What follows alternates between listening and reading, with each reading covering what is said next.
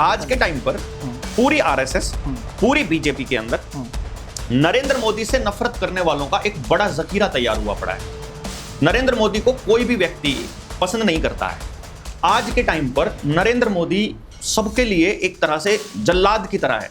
मतलब मैं आपको सही बता रहा हूं, अगर प्रधानमंत्री कार्यालय में और संसद की कार्रवाई में यदि आपको जाने का कभी मौका मिले तो आप देखिएगा, जब नरेंद्र मोदी गैलरी में चलता है तो किसी भी सांसद, किसी भी कर्मचारी और वहां मौजूद किसी भी व्यक्ति को खिलखिलाकर हंसने का अलाउड नहीं है, बोलना अलाउड नहीं है, गर्दन ऊपर उठाकर खड़ा होना अलाउड नहीं है। दोनों हाथ जोड़कर हाथ नीचे करने पड़ेंगे और चुप होना पड़ेगा, जैसे कोई राजा आ रहा है और आप महाराजा की तरह से।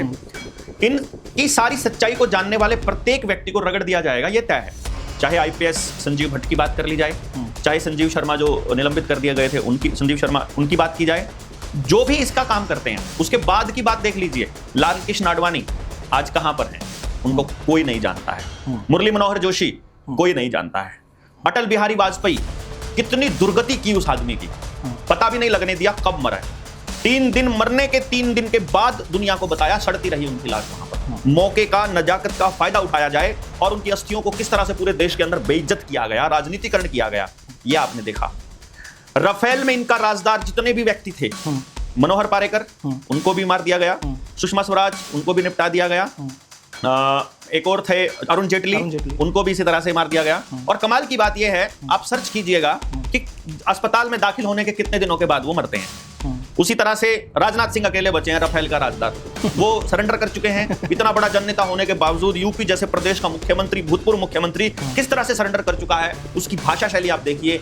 आप जनता के लिए उनके पास कुछ नहीं बचा है, तब जाकर के वो अभी तक बचे हुए हैं। और मुझे पूरा यकीन है कि पिछले गवर्नर सत्यपाल मलिक की तरह, उपराष्ट्रपति धनखड़ की तरह राजनाथ सिंह का भी यही हाल होना है। दूसरी बड़ी प्रॉब्लम यह है कि हमारा जो एजुकेशन सिस्टम है, हमें जो पढ़ाया जाता है, वो चुपचाप सामने वाले आदमी की बात को मानना सिखाया जाता है, सवाल करना नहीं सिखाया जाता है।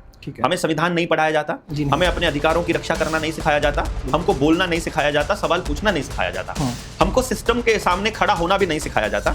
और आज कोई भी पुलिस वाला किसी के साथ भी कोई भी अत्याचार कर देता है, वो हो ही रहा है, वो हो रहा है।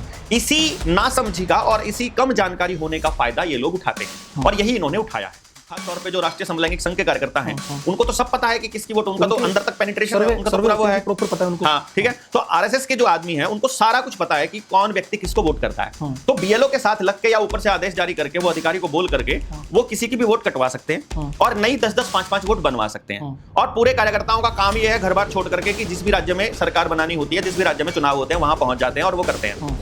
नरेंद्र मोदी की विधानसभा, लोकसभा वाराणसी में भी फर्जी वोटर्स पाए गए थे, ये सबको मालूम है। मतलब, और अब की बार तो उनकी जीत ही 1,00,000-1,50,000 के मार्जिन से है। इस पे भी आरोप लगा रहा है जी विपक्ष की, इस बार वो बिल्कुल फ्रॉड से जीते हैं। 100% गारंटी की बात है।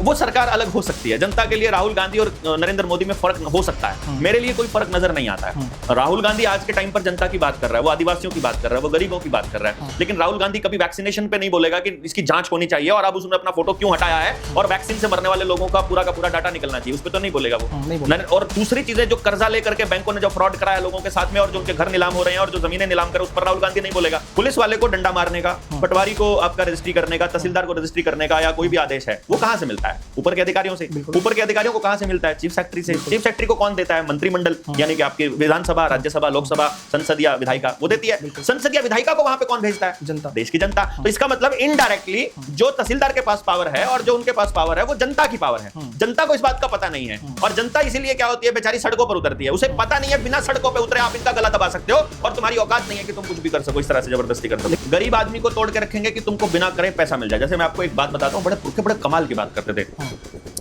खेती करेगा वो आदमी जिसका पेट भरा होगा, मजदूरी करेगा वो आदमी जिसका पेट खाली होगा। ठीक है। अगर ये दोनों उलट जाएंगे तो गड़बड़ हो जाएगी। अगर किसान भूखा मर जाएगा, वो खेती नहीं कर पाएगा, और मजदूर को अगर बिना काम किए पैसा मिल गया तो वो कभी काम नहीं करेगा। तो इन्होंने दोनों उल्टा कर दिया, खेती को घाटे का सौदा बना दिया और मजदूर को घर बैठे पैसा देना चालू कर दिया। क्या आपको बता रहा हूं, भारत को खत्म करना है, भारत को आज कंगाल करना है, डॉलर को गिरा दो। डॉलर के ऊपर है ना आपकी अर्थव्यवस्था। सोने के ऊपर होती तो भारत चुका तो डॉलर पे है। डॉलर पे है। ऊपर से सिर्फ 4-5 लोगों के पास ही सारी ताकत है। उन 4-5 उद्योगपतियों को गिरा दो शेयर मार्केट से, भारत के पास कुछ भी नहीं बचेगा, खत्म हो जाएगा। सिविल अनरेस्ट और बर्बादी अपने आप खड़ी है। तो अमेरिका के डॉलर की ताकत को खत्म करना पॉप के आदेश के अंतर्गत जूस और यहूदियों के कहने से सब कुछ हो रहा है। पूरी दुनिया में वर्ल्ड इकोनॉमिक फोरम कंट्रोल कर रही है। दोस्तों नमस्कार। और आज देश में जो हालात चल रहे हैं, चाहे वो वोट चोरी का मुद्दा है, चाहे वो सुप्रीम कोर्ट में जो बहस चल रही है एनिमल्स को लेके, वोटिंग को लेके, बिहार में जो SIR का बहुत बड़ा मुद्दा आज देश में उठा हुआ है और देश किस तरफ जाने वाला है, कैसे हालात देश में पैदा होने वाले हैं, इस पर आज हम एक बिल्कुल सटीक और गहनता से जो है विचार करेंगे। और आज हमारे साथ जो शख्स हैं वो किसी पहचान के मोहताज नहीं है, डॉक्टर देवेंद्र बलहारा जी। डॉक्टर साहब, मैं आपका बहुत बहुत स्वागत करता हूं। धन्यवाद। और आपने हमें समय दिया है, मैं आभारी हूं आपका। जैसा कि हम देख रहे हैं आजकल कि आप काफी सालों से इस फील्ड में काम कर रहे हो, काफी रिसर्च आपने की है, अलग अलग स्टेट में गए हो, देखे हैं वहाँ के हालात, लोगों को समझा है, हालातों को जाना है, चाहे वो राजनीतिक है, भौगोलिक है, चाहे वो आर्थिक फाइनेंशियल हालात है। जी।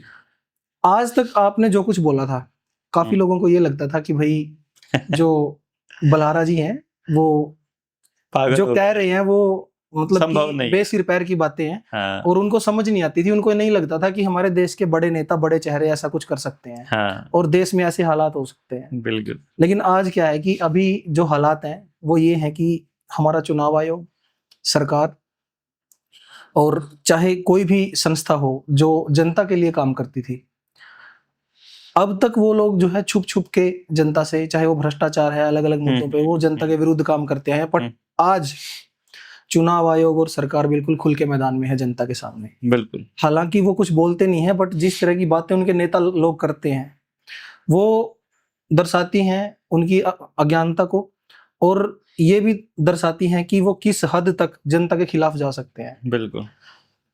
अभी इस मामले में सबसे मेन जो मुद्दा है वो हम शुरू करते हैं हमारे देश के प्रधानमंत्री, गृह मंत्री, क्योंकि जब भी कोई ऐसी बात होती है तो यही समझा जाता है कि ये दोनों ही कंट्रोल कर रहे हैं सारा कुछ। ये इन दोनों की शुरुआत कहाँ से होती है? खासकर अगर हम बात करें हमारे प्रधानमंत्री जी की, तो आज तक कोई भी इलेक्शन नहीं हारे हैं। तो ऐसा कैसे हो सकता है कि कोई इंसान जो है अपने जीवन में एक भी इलेक्शन ना हारे और इस पद तक पहुंच जाए, और यहाँ पर पहुंचने के बाद उस पर इतनी गंभीर आरोप लगे? गुजरात की इनकी जो पृष्ठभूमि है उसके बारे में थोड़ा सा अगर आप बता पाए। देखिए, इसमें अमित भाई क्या है कि सबसे पहली बात तो मैं इसमें थोड़ा सा करेक्ट करूंगा जी। प्रधानमंत्री और गृह मंत्री की बात हम नहीं करेंगे क्योंकि वो एक पद है, संवैधानिक पद है। हम उस पद के बारे में कुछ नहीं बोल सकते। हम बोलेंगे अमित शाह और नरेंद्र मोदी के बारे में। वो व्यक्ति हैं। बिल्कुल जी, बिल्कुल। व्यक्ति के विषय में हम अपने विचार रख सकते हैं। बिल्कुल। ये हो सकता है कि कोई व्यक्ति चुनाव ना हारे और एक भी ना हारे, ये हो सकता है। लेकिन नरेंद्र मोदी चुनाव ना हारे ये नहीं हो सकता। वो हार सकता है और उसे हारना ही चाहिए, क्योंकि वो व्यक्ति जनता का व्यक्ति तो नहीं है। इतना तो स्पष्ट सबको आज तक हो गया है।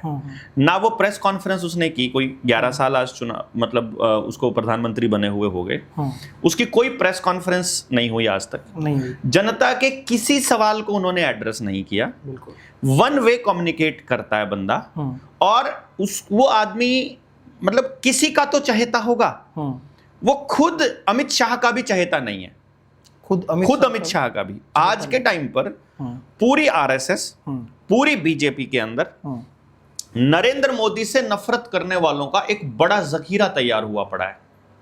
नरेंद्र मोदी को कोई भी व्यक्ति पसंद नहीं करता है। आज के टाइम पर नरेंद्र मोदी सबके लिए एक तरह से जल्लाद की तरह है।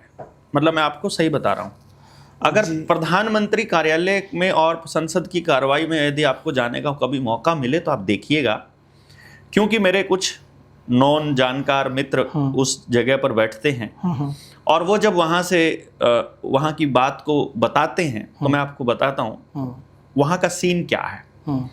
जब नरेंद्र मोदी गैलरी में चलता है तो किसी भी सांसद, किसी भी कर्मचारी और वहां मौजूद किसी भी व्यक्ति को खिलखिलाकर हंसने का अलाउड नहीं है, बोलना अलाउड नहीं है, गर्दन ऊपर उठाकर खड़ा होना अलाउड नहीं है। दोनों हाथ जोड़कर हाथ नीचे करने पड़ेंगे और चुप होना पड़ेगा, जैसे कोई मतलब राजा आ रहा है और आप महाराजा की तरह से, और आवाज नहीं आएगी। ये प्रोटोकॉल इनडायरेक्टली बनाया हुआ है, अनऑफिशियल, मतलब दबदबा बनाया है, संसद बनाने की कोशिश की है। दबदबा ऐसे नहीं बनता है, दबदबा हमेशा प्रेम से बनता है या आपके काम से बनता है। ठीक है। ना इस आदमी को प्रेम का पता है, ना इस आदमी को काम करना आता है। मुझे इतना स्पष्ट है कि अगर गुजरात के कार्यकाल से लेके आज तक यदि इस आदमी को गौर से देखा जाए तो आपको पता चलेगा कि जो भी इसका राजदार है, जिसने भी इसके साथ काम किया है, या जो भी इसके रास्ते का रोड़ा है, उसे हटाना इसे अच्छे से आता है। गृह मंत्री हरेन पांड्या से बातचीत की शुरुआत होती है, जिनको हटा करके जिनकी मृत्यु के बाद इनको मुख्यमंत्री बनाया गया। गुजरात में बड़ा मतलब प्रचलित है कि इन्होंने ही उनको निपटाया था। कितनी सच है इसकी जांच कभी नहीं होगी, ये आप सबको पता है। इनकी सारी सच्चाई को जानने वाले प्रत्येक व्यक्ति को रगड़ दिया जाएगा, ये तय है। चाहे आईपीएस संजीव भट्ट की बात कर ली जाए, चाहे संजीव शर्मा जो निलंबित कर दिए गए थे उनकी बात की जाए, जो भी इसका काम करते हैं। उसके बाद की बात देख लीजिए, लाल कृष्ण आडवाणी आज कहां पर हैं, उनको कोई नहीं जानता है। मुरली मनोहर जोशी कोई नहीं जानता है। अटल बिहारी वाजपेयी, कितनी दुर्गति की उस आदमी की, पता भी नहीं लगने दिया कब मरा है। 3 दिन मरने के 3 दिन के बाद दुनिया को बताया, सड़ती रही उनकी लाश वहां पर। मौके का, नजाकत का फायदा उठाया जाए और उनकी अस्थियों को किस तरह से पूरे देश के अंदर बेइज्जत किया गया, राजनीतिकरण किया गया, यह आपने देखा। राफेल में इनका राजदार जितने भी व्यक्ति थे, मनोहर पारेकर, उनको भी मार दिया गया। सुषमा स्वराज, उनको भी निपटा दिया गया। एक और थे अरुण जेटली, उनको भी इसी तरह से मार दिया गया। और कमाल की बात यह है, आप सर्च कीजिएगा कि अस्पताल में दाखिल होने के कितने दिनों के बाद वो मरते हैं। उसी तरह से राजनाथ सिंह अकेले बचे हैं, राफेल का राजदार, वो सरेंडर कर चुके हैं। इतना बड़ा जननेता होने के बावजूद यूपी जैसे प्रदेश का मुख्यमंत्री, भूतपूर्व मुख्यमंत्री किस तरह से सरेंडर कर चुका है, उसकी भाषा शैली आप देखिए। अब जनता के लिए उनके पास कुछ नहीं बचा है, तब जाकर के वो अभी तक बचे हुए हैं। और मुझे पूरा यकीन है कि पिछले गवर्नर सत्यपाल मलिक की तरह, उपराष्ट्रपति धनखड़ की तरह राजनाथ सिंह का भी यही हाल होना है। जो भी आदमी इसके साथ रहा है, उनके साथ इन्होंने यही किया है। अभी जो रिसेंटली जो केस सामने आया है जी, सत्यपाल मलिक जी का। हाँ, सत्यपाल मलिक तो वो शख्स थे जिनका इन्होंने जम्मू में साथ दिया था ना, इस्तेमाल किया था, साथ नहीं दिया था। 5 साल का गवर्नर का समय होता है और सत्यपाल मलिक की जिंदगी में उन्होंने किसी भी राज्य में 5 साल पूरे नहीं किए। कहीं 6 महीने, कहीं 1.5 साल, कहीं 9 महीने, ये इस तरह से वो 4-5 राज्यों के राज्यपाल रहे। कहीं पर भी उनका कार्यकाल पूरा नहीं हुआ। इसका मतलब उनको किसी खास एजेंडे के तहत, किसी खास काम को करने के लिए, कोई खास फाइल पास करने के लिए उनको लगाया जाता था। और क्योंकि वो उनके राजदार थे और अंतिम दिनों में शायद उनका ज़मीर जाग गया होगा, वरना जिस वक्त वो कर रहे हैं उस वक्त बोलना इंपॉर्टेंट होता है। जिस टाइम आप पद पर होते हैं, पद से हटने के बाद तो बहुत सारे आईपीएस को समाज सेवा याद आती है, बहुत से लोगों को रिटायरमेंट के बाद याद आता है समाज। जब उनके बच्चे उनके पास नहीं रहते, पूछता कोई भी नहीं जब समाज में, तब जाकर उनको समाज सेवा का ख्याल आता है। वो नहीं चलेगा। देखिए, सत्यपाल मलिक जी इस दुनिया को छोड़कर जा चुके हैं, उनका शरीर, वो उनकी आत्मा अगर सुन रही होगी तो मेरा ये कहना है कि आदमी के मरने के बाद सिर्फ प्रशंसा की जाएगी तो आदमी गलत और अच्छे, सही और गलत में निर्णय नहीं ले पाएगा। तो मैं जो मानता हूं, यदि उनको बताना ही था तो जिस वक्त वो पद पर थे तब बताना था। पद से हटाने के बाद क्या? हाँ, उनकी ईमानदारी पर कोई शक नहीं किया जा सकता कि उन्होंने पैसा नहीं खाया, लेकिन 5 साल तक 5 राज्यों के अगर राज्यपाल की पोजीशन पर आप बैठे हो तो आपने क्या क्या किया है आपको पूरा बताना चाहिए था, और कुछ नहीं तो चलो पब्लिक के सामने नहीं बताते, एक वीडियो बना देते और कह देते कि मेरे मरने के बाद इसको जारी कर देना कि मेरे से ऐसा ऐसा सत्यानाश करवाया है। जो आज आईपीएस अधिकारी इनके कहने पर गलत काम कर रहे हैं, उनको आज वीडियो बना देनी चाहिए कि भाई मेरे मरने के बाद ही रिलीज कर देना अगर मेरी मृत्यु इस तरह से होती है। जो बिरान माटी जो उनके साथ किया सत्यपाल मलिक के साथ, अब ओम प्रकाश धनखड़ है, उपराष्ट्रपति के पद से इस्तीफा ले लिया गया, उनका भी नहीं पता चल रहा है कहाँ है। अब वो कहीं नहीं है सीन में। मान लो आपके पास खबर आए कि एक दिन वो बीमारी की उनकी खबर आए कि वो बीमार हैं, अस्पताल में हैं और आईसीयू में भर्ती हैं। ऐसी दवाइयां आती हैं कि आज आप इंजेक्शन लगाओ तो एक हफ्ते के बाद आपको पैरालिसिस हो जाए। ऐसा आता है कि आप बीमार हो जाओ, आपके लीवर किडनी सारे ऑर्गन फेलियर हो जाए और आईसीयू में आपसे मिलने ना दिया जाए, सीआरपीएफ की टुकड़ी और पूरी की पूरी सिक्योरिटी कर दी जाए। दिया नहीं जाता जी, अभी सत्यपाल मलिक जी से भी नहीं मिलने दिया गया ना। तो इस तरह से अगर ओम प्रकाश धनखड़ से भी ना मिलने दिया जाए और एक हफ्ते तक उनके बीमार होने की खबर लगातार टीवी पर आती रहे और फिर एक दिन खबर आए कि वो उन्होंने अपनी अंतिम सांस इतने बजकर इतने मिनट पर ली, तब आप क्या करेंगे? ये अदरवाइज जब वो उपराष्ट्रपति के पद से इस्तीफा दे चुके हैं तो पब्लिक के सामने आकर के बात कुछ तो करनी चाहिए, लेकिन वो मीडिया में बयान देंगे। बिहार का चुनाव है, कोई बवाल ना हो जाए, तो इस चक्कर में उन्होंने पूरा का पूरा उनको हाईजैक कर लिया, नजरबंद करके रखा हुआ है। एक मेन बात आती है जी यहाँ पे, गुजरात में जो हुआ गोधरा कांड हुआ, गोधरा कांड से भी पहले एक फाइल खुलती है, मानसी सोनी नाम की एक लड़की थी जिसकी जासूसी के बारे में ये कपिल मिश्रा ने भी दिल्ली की विधानसभा में बोला था जी, जो आजकल इनका मंत्री है। जो हमारे दर्शक हैं वो भी देख सकते हैं सभी, यूट्यूब पे भी उनकी वीडियोस हैं कि जब नरेंद्र मोदी गुजरात के मुख्यमंत्री हुआ करते थे तो ये मानसी सोनी है जो उस पर लट्टू थे, उनके पास मैसेजेस करते थे, उनका पीछा किया गया अमित शाह के द्वारा, और आज वो लड़की अमेरिका में छुपी हुई है, देश छोड़कर चली गई है। इसके बाद जो है गोधरा हत्याकांड होता है, उस पे किताब लिखी है बकायदा, जो पत्रकार थे, वो जो खोजी पत्रकार थे, उन्होंने अयूब राणा ने लिखी थी, और वो किताब जो है उसमें सारे तथ्य उसने दिए हैं। बिल्कुल।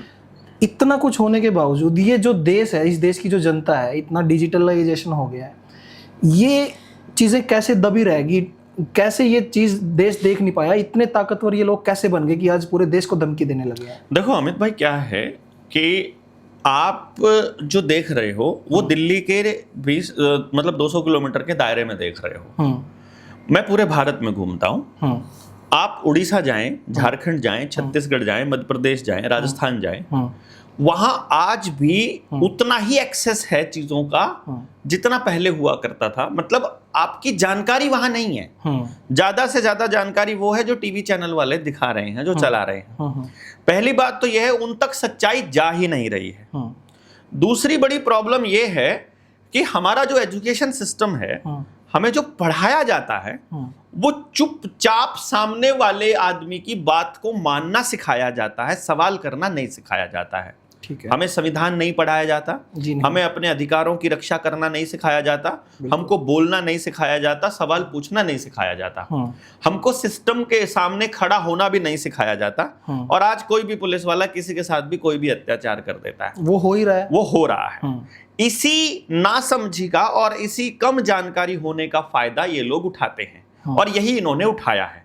देश की जनता तो तब कुछ बोलेगी जब उनको पता हो कि करना क्या है। आज राहुल गांधी ने यह स्पष्ट कर दिया और बता दिया, जो हमारी बात जो मैं कहा करता था कि दिल्ली के अंदर वोट काटी गई थी। भाई जो स्पष्ट आपका मालूम ही रहता है आपके पड़ोसियों को कि आप किसको वोट करते हो।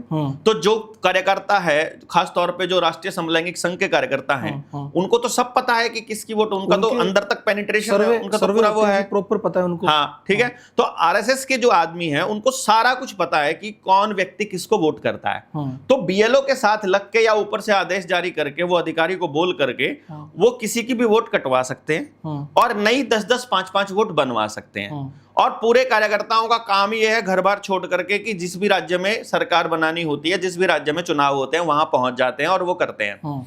नरेंद्र मोदी की विधानसभा लोकसभा वाराणसी में भी फर्जी वोटर्स पाए गए थे, ये सबको मालूम है। मतलब और अब की बार तो उनकी जीत ही 1.5 लाख के मार्जिन से है। इस पे भी आरोप लगा रहा है जी विपक्ष की, इस बार वो बिल्कुल फ्रॉड से जीते हैं। 100% गारंटी की बात है। और ये भी लोग कह रहे हैं कि गुजरात में जो ये दोनों हैं, ये जो जोड़ी है अमित शाह की और नरेंद्र मोदी की, इन्होंने अलग अलग पैटर्न अपनाए हैं इलेक्शन जीतने के।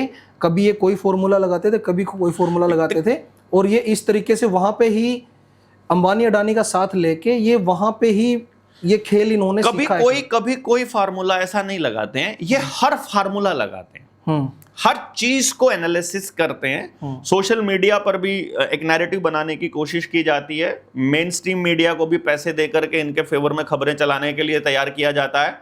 अखबारों के अंदर डेली पूरे फुल पेज की एडवर्टीजमेंट्स दी जाती हैं, उनके फेवर के आदमी को इलेक्शन लड़ने के लिए पैसा दिया जाता है, उनकी वोट काटने वाले आदमी को पैसा देकर के इलेक्शन में बिठा दिया जाता है या अपनी पार्टी में शामिल कर लिया जाता है। ईडी या फिर दूसरे इनकम टैक्स डिपार्टमेंट की रेड वगैरह करके, सीबीआई की रेड करके उनको दबाया जाता है।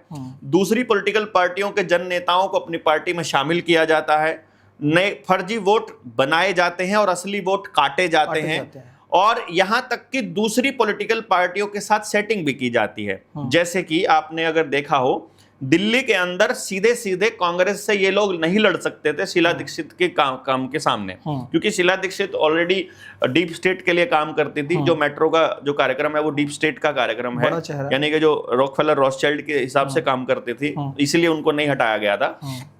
तो कांग्रेस से सीधा सीधा ये नहीं लड़ पाते थे, तो इन्होंने अपनी जगह अपना अल्टरनेटिव अरविंद केजरीवाल को खड़ा कर दिया। सेम काम पंजाब में किया गया, सेम काम दूसरे राज्य में किया जाएगा कि यदि आप सीधे सीधे उस पार्टी से नहीं लड़ सकते हो तो पहले अपने ही सहयोगियों की एक पार्टी बना दो।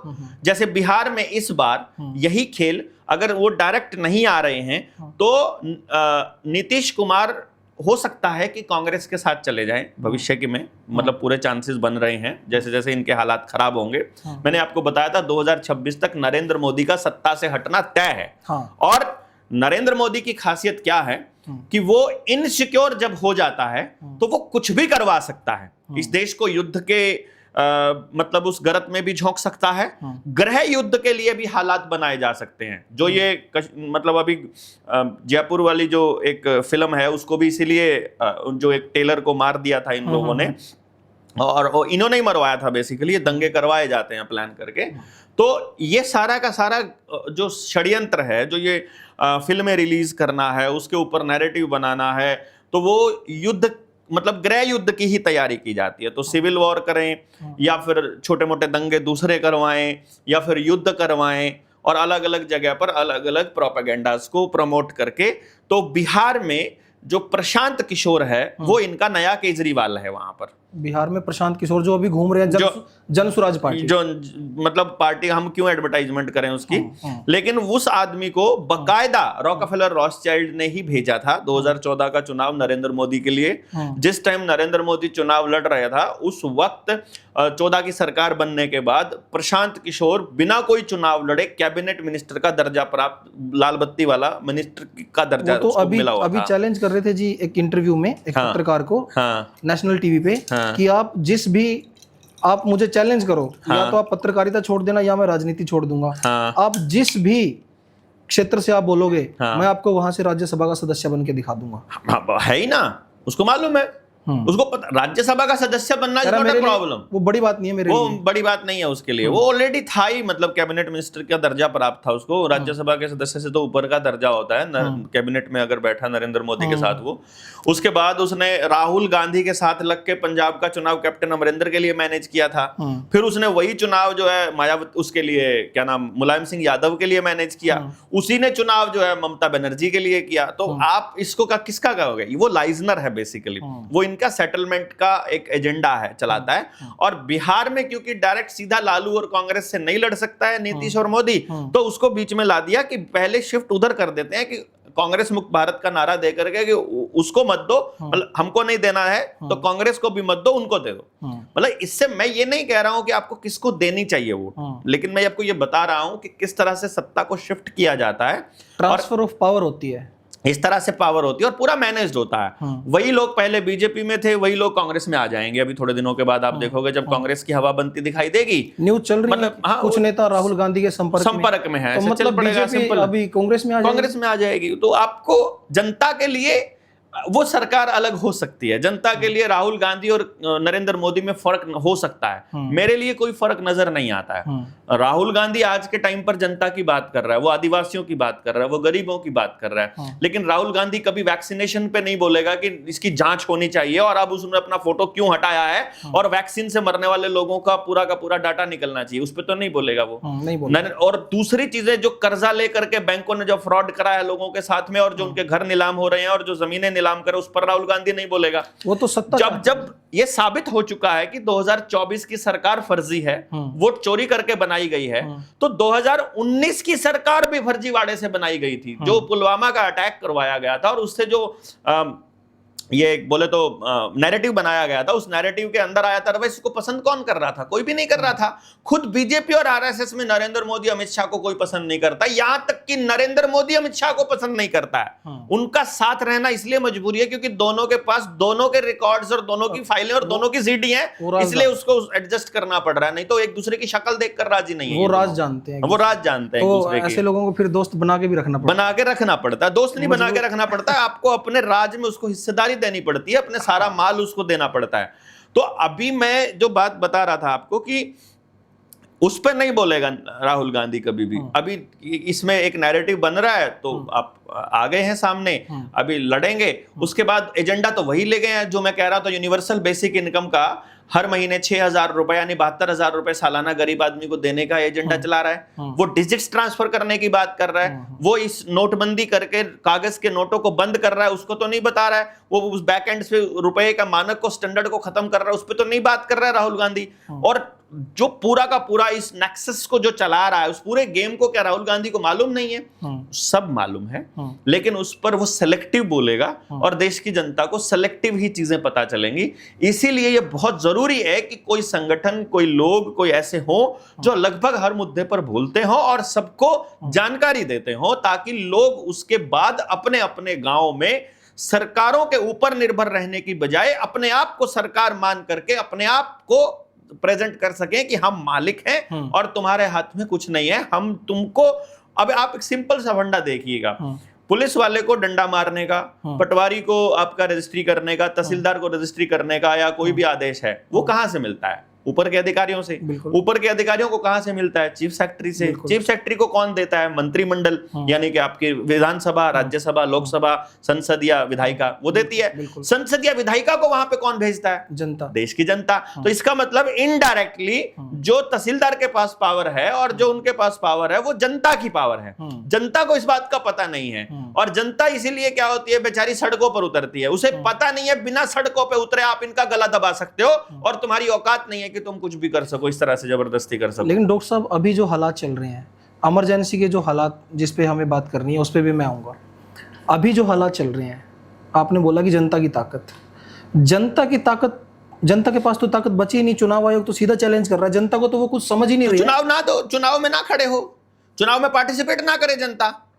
आप देखिए, जिस वक्त गांव का आदमी लोकसभा में, बड़ी वोट तो हम देते ही नहीं, ऐसा बात आपने सुना होगा, बड़ी वोट वो लोकसभा की वोट को बोलते थे, विधानसभा की फिर भी वो दे देते थे। थोड़ा बहुत पार्टिसिपेट करते तो सरपंच में करते थे, वहां पे भी कह देते यार अब की बार इस मोहल्ले से बना दो, अब की बार इस मोहल्ले से, मोहल्ला तय करके दे दो अपना कैंडिडेट। वो इस तरह से चलता था पूरे गांव में, अपनी सरकार अपने हिसाब से चलती थी। मैं जो आपको बात बताने की कोशिश कर रहा हूं वो ये कर रहा हूं कि जिस वक्त गांव का आदमी लोकसभा की वोट को कुछ भी नहीं मानता है, उस वक्त पुलिस वाले को गांव में एंट्री से पहले नंबरदार की या सरपंच की परमिशन की आवश्यकता पड़ती है। उस वक्त पटवारी की इतनी औकात नहीं है कि वो आकर के किसी को भी इस तरह से प्रताड़ित कर सके। तहसीलदार की इतनी हिम्मत नहीं है, एसडीएम के पास कोई पावर नहीं है। इसका मतलब ये हुआ, उस टाइम पर लोगों ने अपनी पावर उनको नहीं दी थी।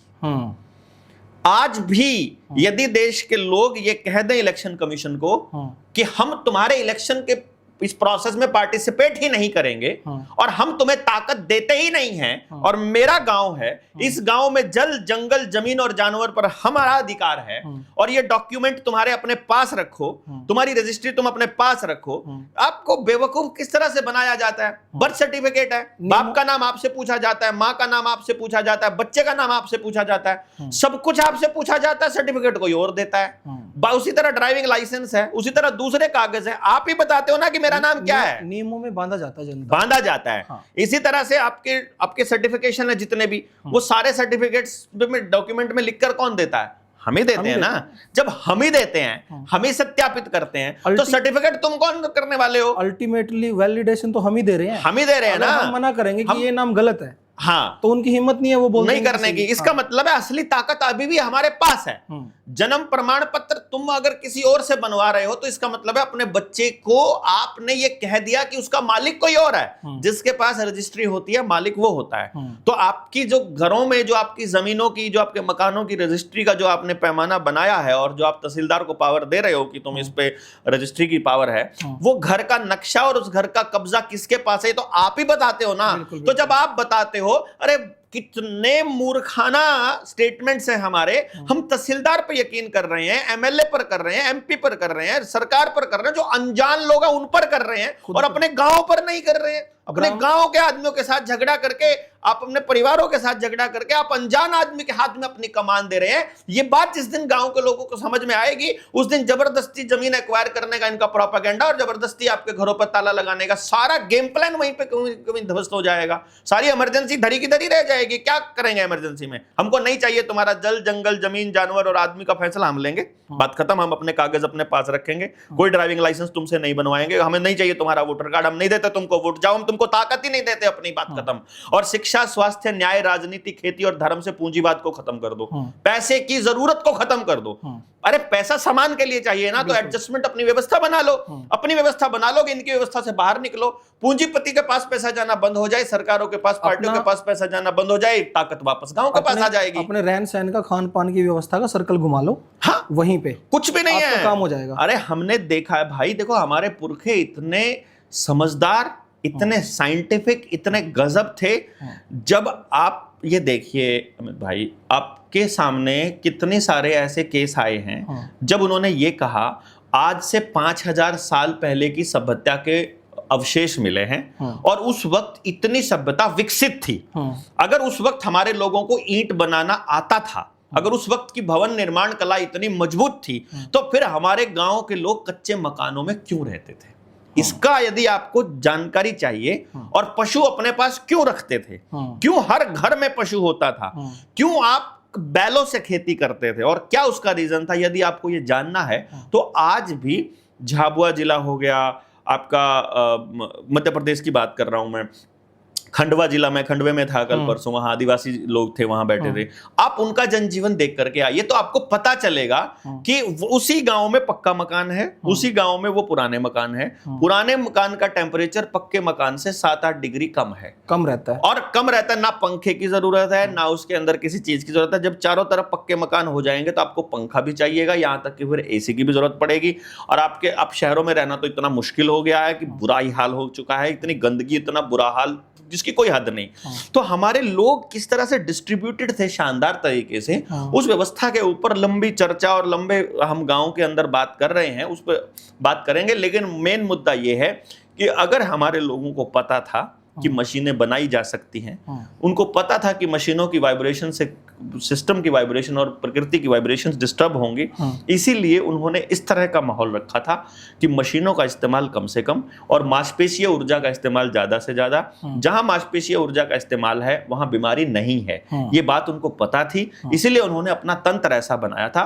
आज आप मशीन के इस्तेमाल को बढ़िया तो कहने लग गए हो, मोबाइल को आपने अच्छा तो कहना शुरू कर दिया है, लेकिन उसी घर के अंदर वही आदमी ये कह रहा है कि इन्होंने बच्चों का सत्यानाश कर दिया, वही आदमी कह रहा है कि इससे झूठ बोलना चालू कर दिया, वही आदमी कह रहा है इसने अननेसेसरी के खर्चे बढ़ा दिए, वही आदमी कह रहा है कि उनके पास सारी जांच पड़ताल है हमारी, वही आदमी कह रहा है हमारा सारा डेटा उनके पास हो गया। यानी उसको पता होते हुए वो उस जाल में फंसा हुआ है। उनको पता नहीं है हाथ से बने हुए कपड़े जब हम पहनते हैं ना, ये सांस लेते हैं, और जब आप टेरिकॉट, कॉटन, आपने कभी इसके ऊपर रिसर्च किया है? आप रिसर्च करिएगा, जितने भी लोग सुन रहे हैं, कि किस कपड़े की फ्रीक्वेंसी क्या होती है।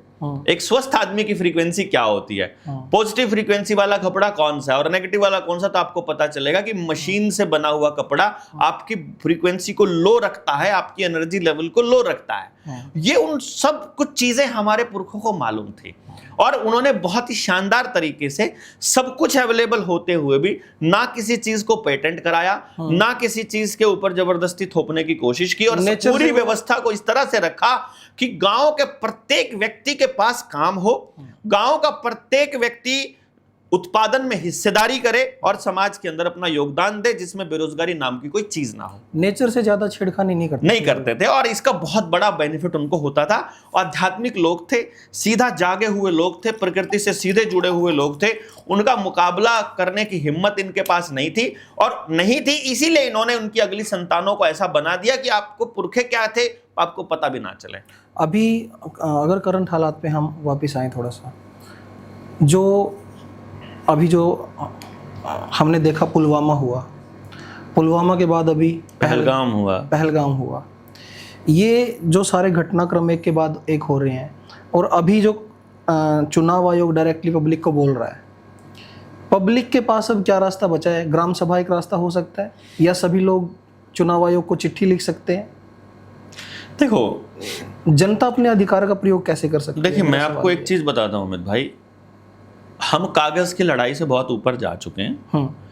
कागज की लड़ाई या चिट्ठी लिखना यहां तक तो जायज है कि जनता यह जाने और समझे कि हमने चिट्ठी डाली तुमको, तुमने हमारी चिट्ठी का क्या जवाब दिया, हम तुमसे पूछ रहे हैं, यहां तक तो ठीक है, ताकि उसे पता चले कि ये चोर है, जानकारी के लिए। अभी हालात ऐसे हो गए हैं देश के, हाँ, काफी लोगों से मेरी बातचीत हुई है, सोशल मीडिया मैंने काफी देखा है, लोगों का ये मानना है कि भाई जितने बैंक्स हैं, अभी आईसीआईसीआई का एक डिसीजन आया है, एचडीएफसी ने भी अपनी मिनिमम बैलेंस की लिमिट बढ़ा दी है, हाँ। चुनाव आयोग की हालात हमारे सामने है, सरकार ईवीएम, अभी एक टाइम पे कहते थे नरेंद्र मोदी और ये कि हमारे पास जो है अगर हम सत्ता में आएंगे तो पाकिस्तान हमारा कुछ नहीं बिगाड़ सकता, बट हालात ये हैं कि आज पाकिस्तान अमेरिका के साथ बैठ के उनके घर में यहाँ हमको धमकी देता है। बांग्लादेश हमसे बढ़िया पोजीशन पे आ गया, बांग्लादेश हमसे बढ़िया पोजीशन पे है।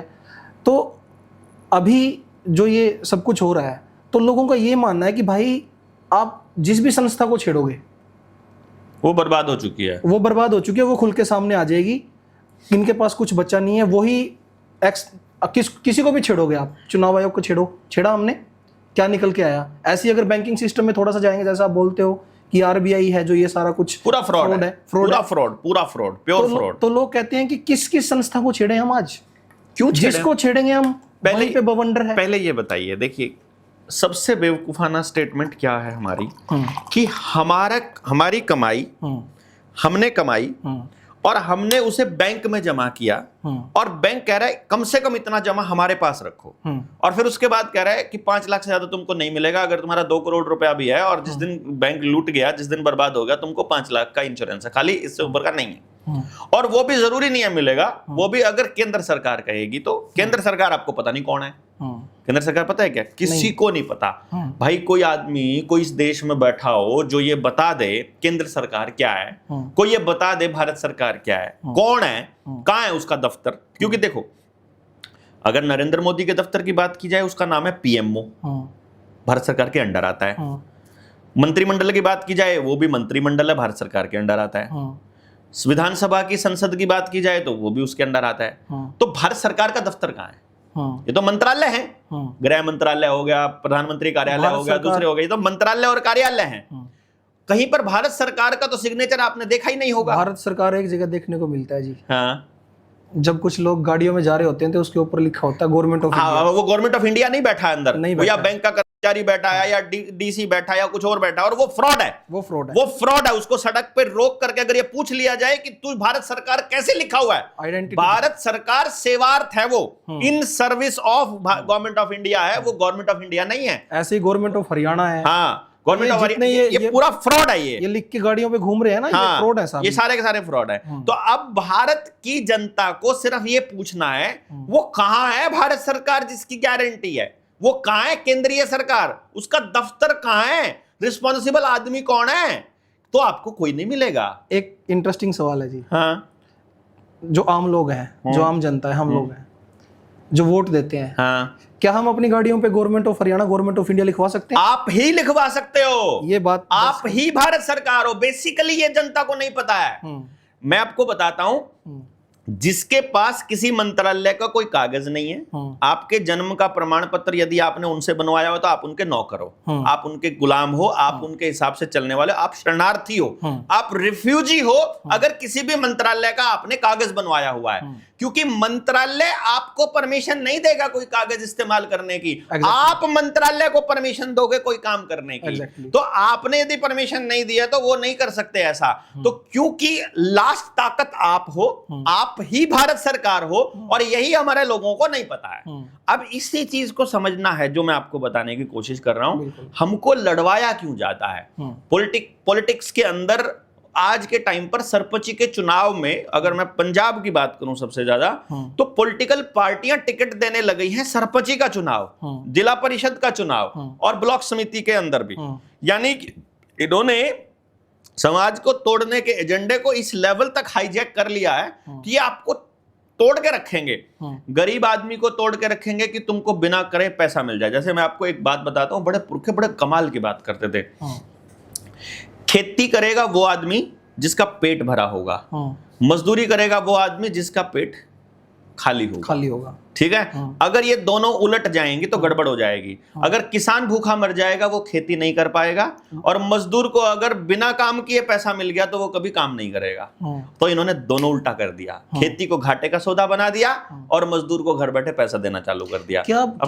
क्या भूख है जी ऐसी? मतलब अगर कोई 75 साल 80 साल 70 साल का कोई नेता है, उसने अधिकांश जीवन अपना व्यतीत कर लिया है और उसके सामने करोड़ों युवा हैं, और वो सिर्फ अपने स्वार्थ के लिए उन सब की जिंदगी को बेचने पे, सब कुछ दांव पे लगाने को लगा हुआ है, ऐसा मतलब क्या भावना इनके अंदर, क्या सत्ता क्या पैदा कर देती है? ऐसा ये करते क्यों है ये लोग? देखिए पावर जो है, आदमी कोई भी आदमी, दुनिया का कोई भी आदमी कुछ भी एक्सेस करना चाहता है तो वो पावर एक्सेस करना चाहता है।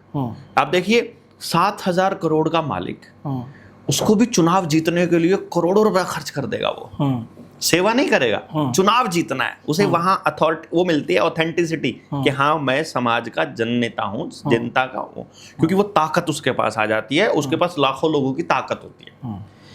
हर आदमी को ताकत चाहिए। छोटा बच्चा अपने माँ बाप के ऊपर अपनी ताकत एक्सेस करता है, जिद करके बैठ जाएगा, मैं रोटी नहीं खाऊंगा अगर तुम ये काम नहीं करोगे तो, रोएगा, वो करेगा। पत्नी अपने पति के ऊपर ताकत एक्सेस करती है, पति अपनी पत्नी पे ताकत एक्सेस करने की कोशिश करता है। लक्ष्मी भी ताकतवर लोगों के पास, मतलब वो ताकत बेसिकली जो है वो आदमी को नशेड़ी बना देती है। जो ताकत का जो नशा है ये आदमी को कुछ भी करने के लिए मजबूर कर देता है कि ये नशा नहीं जाना चाहिए, और उसके लिए ही सारे षड्यंत्र रचे जाते हैं। उसी चक्कर में ऐसे नहीं तो ऐसे, ऐसे नहीं तो ऐसे, फिर वो खेल खेलते हैं। तो असली खेल है ताकत में। बेसिकली उनको ऐसा लगता है कि ताकत का सिर्फ यही एक रास्ता है। उनको असली ताकत का नहीं पता है, और उसका कारण यह है कि देश के, समाज के, गांव के लोगों को अपनी ताकत नहीं पता है कि तुम्हारी ताकत का ये इस्तेमाल करते हैं। तुम जो उंगली दबाते हो तो तुम ये कहते हो जाओ मैंने तुम्हें अपनी ताकत दी, जाकर विधानसभा में मेरे लिए पॉलिसी बनाओ। लेकिन वो हरामखोर पॉलिसी बनाते हैं पॉलिटिकल पार्टी के लिए, पॉलिसी बनाते हैं उद्योगपतियों के लिए, पॉलिसी बनाते हैं आपको दोबारा से गुलाम रखने के लिए, पॉलिसी बनाते हैं आपको बहकाने के लिए। एक्चुअल में तो जिनको सत्ता में बिठाया है वो जनता के नौकर हैं, मालिक जनता है, लेकिन वे वहां पे बैठ के अपनी पावर का गलत इस्तेमाल करते हैं, जनता को आंखें दिखाते हैं, जनता डर जाती है। अभी मैं आपको इसका एक एग्जाम्पल देता हूँ। हरियाणा में IMT के लिए 35,000 एकड़ जमीन लेगी, ऐसा बोला अभी हरियाणा सरकार के लोगों ने। और पंजाब में इससे पहले लैंड पूलिंग के लिए उसने बोला, केजरीवाल के चमचे ने, क्या नाम उसका, भगवंत मान बोलते हैं हम लोग उसे। ठीक है, ठीक है। तो भगवंत मान बोला कि हम जमीनों को आपकी नीलाम करेंगे। ठीक है, हम पंजाब में गए, किसानों से बात की, हमने कहा कि आपको ग्राम सभा की ताकत का अंदाजा नहीं है। मैं एक गांव में था भिवानी के, वहां पर कुछ सरपंच बहस में कुछ लोगों के विस्थापन के, उनके घर तोड़ने के ऑर्डर ले आया कोर्ट से। आपने बताया था पिछली बार जब मुलाकात हुई थी, आप पंजाब से आ रहे थे उस टाइम। हाँ, और पंजाब में भी ऐसा ही हुआ। वो जमीन 600-700 एकड़ जमीन पर कब्जा कर रही थी सरकार। हमने कहा कुछ नहीं करना है, गाँव के लोगों को चाहे मोहल्ला वाइज मीटिंग करके समझाओ, पहले समझाओ, आपको पता होना चाहिए लड़ाई क्या है। समझाए बिना लड़ोगे तो मार खाओगे। और बताओ कि असली ताकत क्या है तुम्हारी ग्राम सभा की। बाकी लड़ाइयां हम लड़ लेंगे बाद में, बाकी चीजों पे काम कर लेंगे, कोई दिक्कत नहीं है, लेकिन पहले ये तुरंत लड़ाई है, पहले इस पे लड़ लो। तो वो बहकाते क्या है, गरीबों को कह देंगे ये जो है ना जमींदार, इन्होंने तुम्हारा शोषण किया है, तो तुम अभी जो है ना इनसे जमीन छीनकर तुमको देंगे, इसलिए तुमको इनके साथ नहीं आना है। ठीक है। अच्छा, जमींदार को क्या बोलेंगे, ये जो है ना ये फ्री का राशन लेने वाले, ये तो मतलब मस्ती में आ गए हैं, ये तो भिखारी जैसे हो गए हैं, ये तो नहीं कहते तुम्हारे साथ नहीं आएंगे, तुम इनके साथ मत जाना। मतलब वो नेता लोग ये खेल खेलते हैं। तो हमने जब ग्राम सभा का आइडिया उनको दिया, कि बोला कि भाई ग्राम सभा से बड़ी ताकत कोई नहीं है, ना सुप्रीम कोर्ट है, ना विधायिका है, ना संसद है, कुछ नहीं है, क्योंकि असल ताकत का पता गांव वालों को पता ही नहीं है। तो जब वो बताया तो पंजाब के अंदर सरपंचों ने गांव के लोगों से बात करके और अपने अपने प्रस्ताव पास करने चालू कर दिए, और 70% से ज्यादा लोगों ने सिग्नेचर करके भेज दिया, हमको तुम्हारा लैंड पूलिंग में जमीन नहीं देना है। और सड़कों पे खड़े उतर गए लोग। पंजाब की सरकार में भगवंत मान को वो पूरा का पूरा लैंड पूलिंग की पॉलिसी को वापस लेना पड़ा, लेकिन वो जमीन छोड़ेंगे नहीं, कुछ और लेके आपका पानी खराब करना, आपके गांव में डंपिंग यार्ड बनाना, शुगर मिल बनाना, न्यूक्लियर पावर प्लांट बनाना, कोयले वाले पावर प्लांट बनाना, आपके गांव को रहने लायक ना बनने देना, आपको सुविधाएं ना देना, आपका पानी खराब करना, आप अंडरग्राउंड बोर करके रिवर्स केमिकल वाला पानी अंदर देना, आपके स्कूलों की हालत को बदतर बना देना, आपके गांव में झगड़ा करवा देना, लोगों में विस्थापन के लिए तैयारी करना, ये सब का सब आपको गांव से उजाड़ने के लिए चल रहा है, और ये गांव के लोगों को समझना पड़ेगा। अब जो हरियाणा में जो चल रहा है अभी, साथी हैं मेरे, आप जानते भी हैं उनको, दीपक, तो उनसे मेरी बात हुई थी। तो उनके गांव में पंचायत हुई, जींद से हैं वो। पंचायत इसलिए हुई थी कि भाई जो सरकार ये 35,000 एकड़ को जो एक्वायर कर रही है, इसके बारे में हम डिसीजन लेंगे कि हम जमीन नहीं देंगे। परंतु हरियाणा में कुछ नया खेल चल रहा है, इन्होंने कोई वेबसाइट बनाई सरकार ने, तो ये कह रहे हैं कि उस पर सर्वे हमें दो आप, कि आप जमीन बेचना चाहते हो, अगर यस करते हैं वहां पे तो कितने पैसे में आप जमीन आपकी बेच रहे हो। दूसरा, अगर आप ना करते हो उस पे कि मुझे नहीं बेचनी, तो भी वो उस जमीन का जो प्राइस है, जब प्राइस पूछते हैं वो कि कितना प्राइस है। अब यहाँ पे एक गड़बड़ी गांव में ही खड़ी कर दी इन्होंने, किसानों को लड़वाने का काम किया। वो ये हुआ कि पंचायत होती है गाँव में, पंचायत हो रही है कि जमीन बेचनी है या नहीं बेचनी। वहां पे दो तरीके के किसान हैं, एक छोटा किसान है चाहे बड़ा किसान है, उसको खेत के लिए रास्ता नहीं मिला हुआ अच्छे से, भाई कोई जैसे प्लेटी बोलते हैं यहाँ पे, ठीक है, हाँ, रास्ता नहीं मिला हुआ।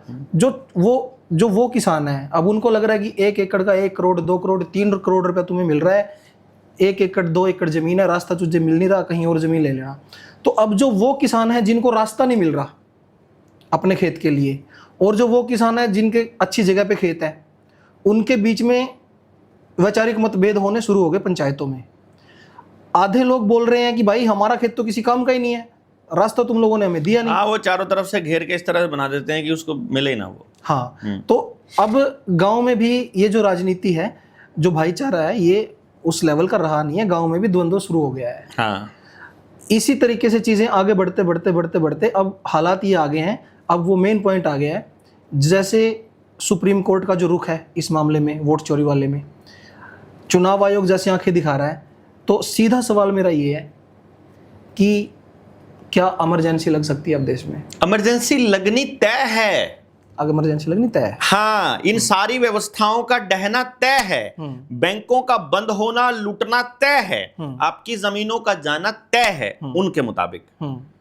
अब आपको बचाना है। देखो, ये व्यवस्था बिगड़ेगी, युद्ध होगा, जो गांव आपकी बात को चुपचाप नहीं मानेगा, ऊपर से मिसाइल दाग कर आपको मारा जाएगा। जो गांव मतलब युद्ध के नाम पर मार दिया जाएगा। जो जिस जगह पर दंगा करवाया जा सकता है वहां दंगा करवाया जाएगा। जहां टूटी का पानी हर घर तक पहुंच गया है, वहां पानी में बीमारी दे करके आपको मार निपटा दिया जाएगा। जहां पर इस तरह के हालात पैदा किए जाएंगे, जहां आपस में लड़ रहे हैं वहां लड़वा जाएगा। ये उनका एजेंडे में शामिल है, ये उनके मोडस ऑपरेंडी है इनकी।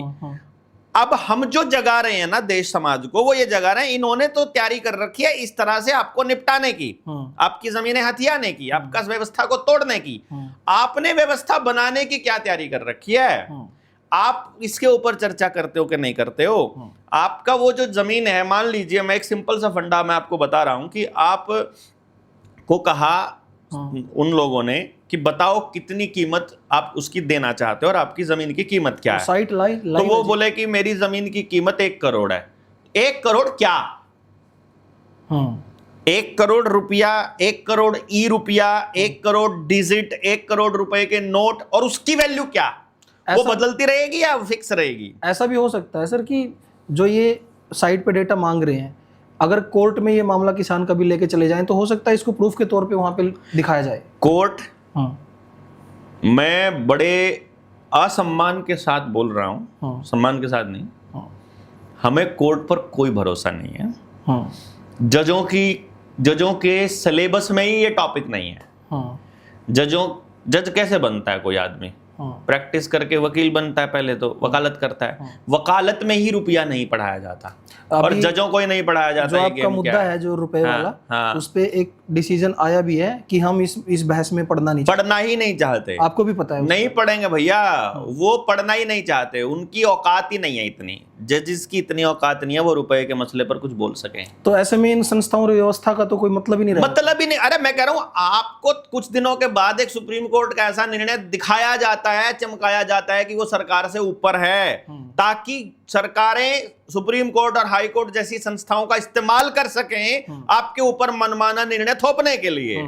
इसको समझिए आप, कुछ नहीं है ये सारी व्यवस्था। सरकार अपने गांव की व्यवस्था से बड़ी कोई व्यवस्था नहीं है, अपनी ग्राम सभा से बड़ा कुछ नहीं है, अपने लोगों से, अपने गांव से, अपने खेत से बड़ा कुछ भी नहीं है, परमात्मा से, प्रकृति से ऊपर कुछ नहीं है, अपने जंगल से बेहतर कुछ नहीं है। आदमी केवल अपनी व्यवस्था को बिगाड़ना बंद कर दे तो व्यवस्थाएं अपने आप ठीक हो जाएंगी। और बिगाड़ने के लिए हमको ऐसी शिक्षा दी गई कि हम बिगाड़ें चीजों को, और उस पर बैठ करके बहुत लंबा, घंटों लंबा, गहन, कई दिन महीनों तक चलने वाली अध्ययन, शोध और चर्चा की आवश्यकता है। इसीलिए इतना बोल रहे हैं हम, वरना जरूरत नहीं थी इतना सब बोलने की, ये सब करते हुए। तो आपको पता होना चाहिए कि पूरे तंत्र ने ये ठाना हुआ है कि आपको बर्बाद करना है और कंट्रोल करना है, और आप कंट्रोल होने के लिए तैयार रहते हो। हाँ, अभी जैसे आजकल सबकी गर्दन बिल्कुल एकदम जकड़ी हुई है। प्राइवेट काम करने वाला आदमी भी परेशान है, छोटा दुकानदार भी परेशान है, छोटी मोटी नौकरी करने वाला भी परेशान है। अभी तो आपको ये छोटी मोटी ओला, उबर, स्विगी, जोमेटो, पोमेटो, डिलीवरी वाले बॉय या इस तरह का ये दिया जा रहा है, लेकिन डिलीवरी ड्रोन से होने लग जाएगी, आना जाना ड्राइवरलेस कारों से होने लग जाएगा, खाना रोबोट बना सकता है, ऑपरेशन रोबोट कर सकता है, आपकी वीडियो रोबोट बना देता है, एआई बना देती है। आपकी जरूरत नहीं है भैया उनको। बने हुए हैं जी चैनल, रविश कुमार का चैनल, कई चैनल बने हुए हैं, अपने आप बन जाएंगे। मेरी मदर ही देख रही थी, कह रही थी कि ये खबर आई है, कल की बात है, रविश कुमार की। मैंने कहा ये तो न्यूज ही नहीं है कहीं, ये तो खबर ही नहीं है। मैंने रविश कुमार के चैनल पे देखी है, यूट्यूब पे। खुद रविश कुमार ने पोस्ट कर रखा कि भाई मेरे चैनल एआई के द्वारा बना लिए गए, लेकिन मेरे ऑफिशियल 3 ही चैनल है।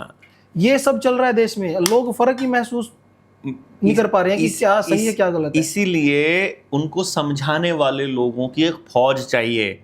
अभी 300 लोगों की ट्रेनिंग कर रहे हैं हम एमपी में और सीहोर जिले में, और वहां पर हम भोपाल के नजदीक ही है, और वहीं पर हम एक पूरे हरियाणा में 7000 गांवों के हर गांव में युवाओं को ट्रेनिंग देके कि आप अपनी व्यवस्था कैसे बनाएंगे, उसके लिए हम वो ट्रेनिंग दे रहे हैं।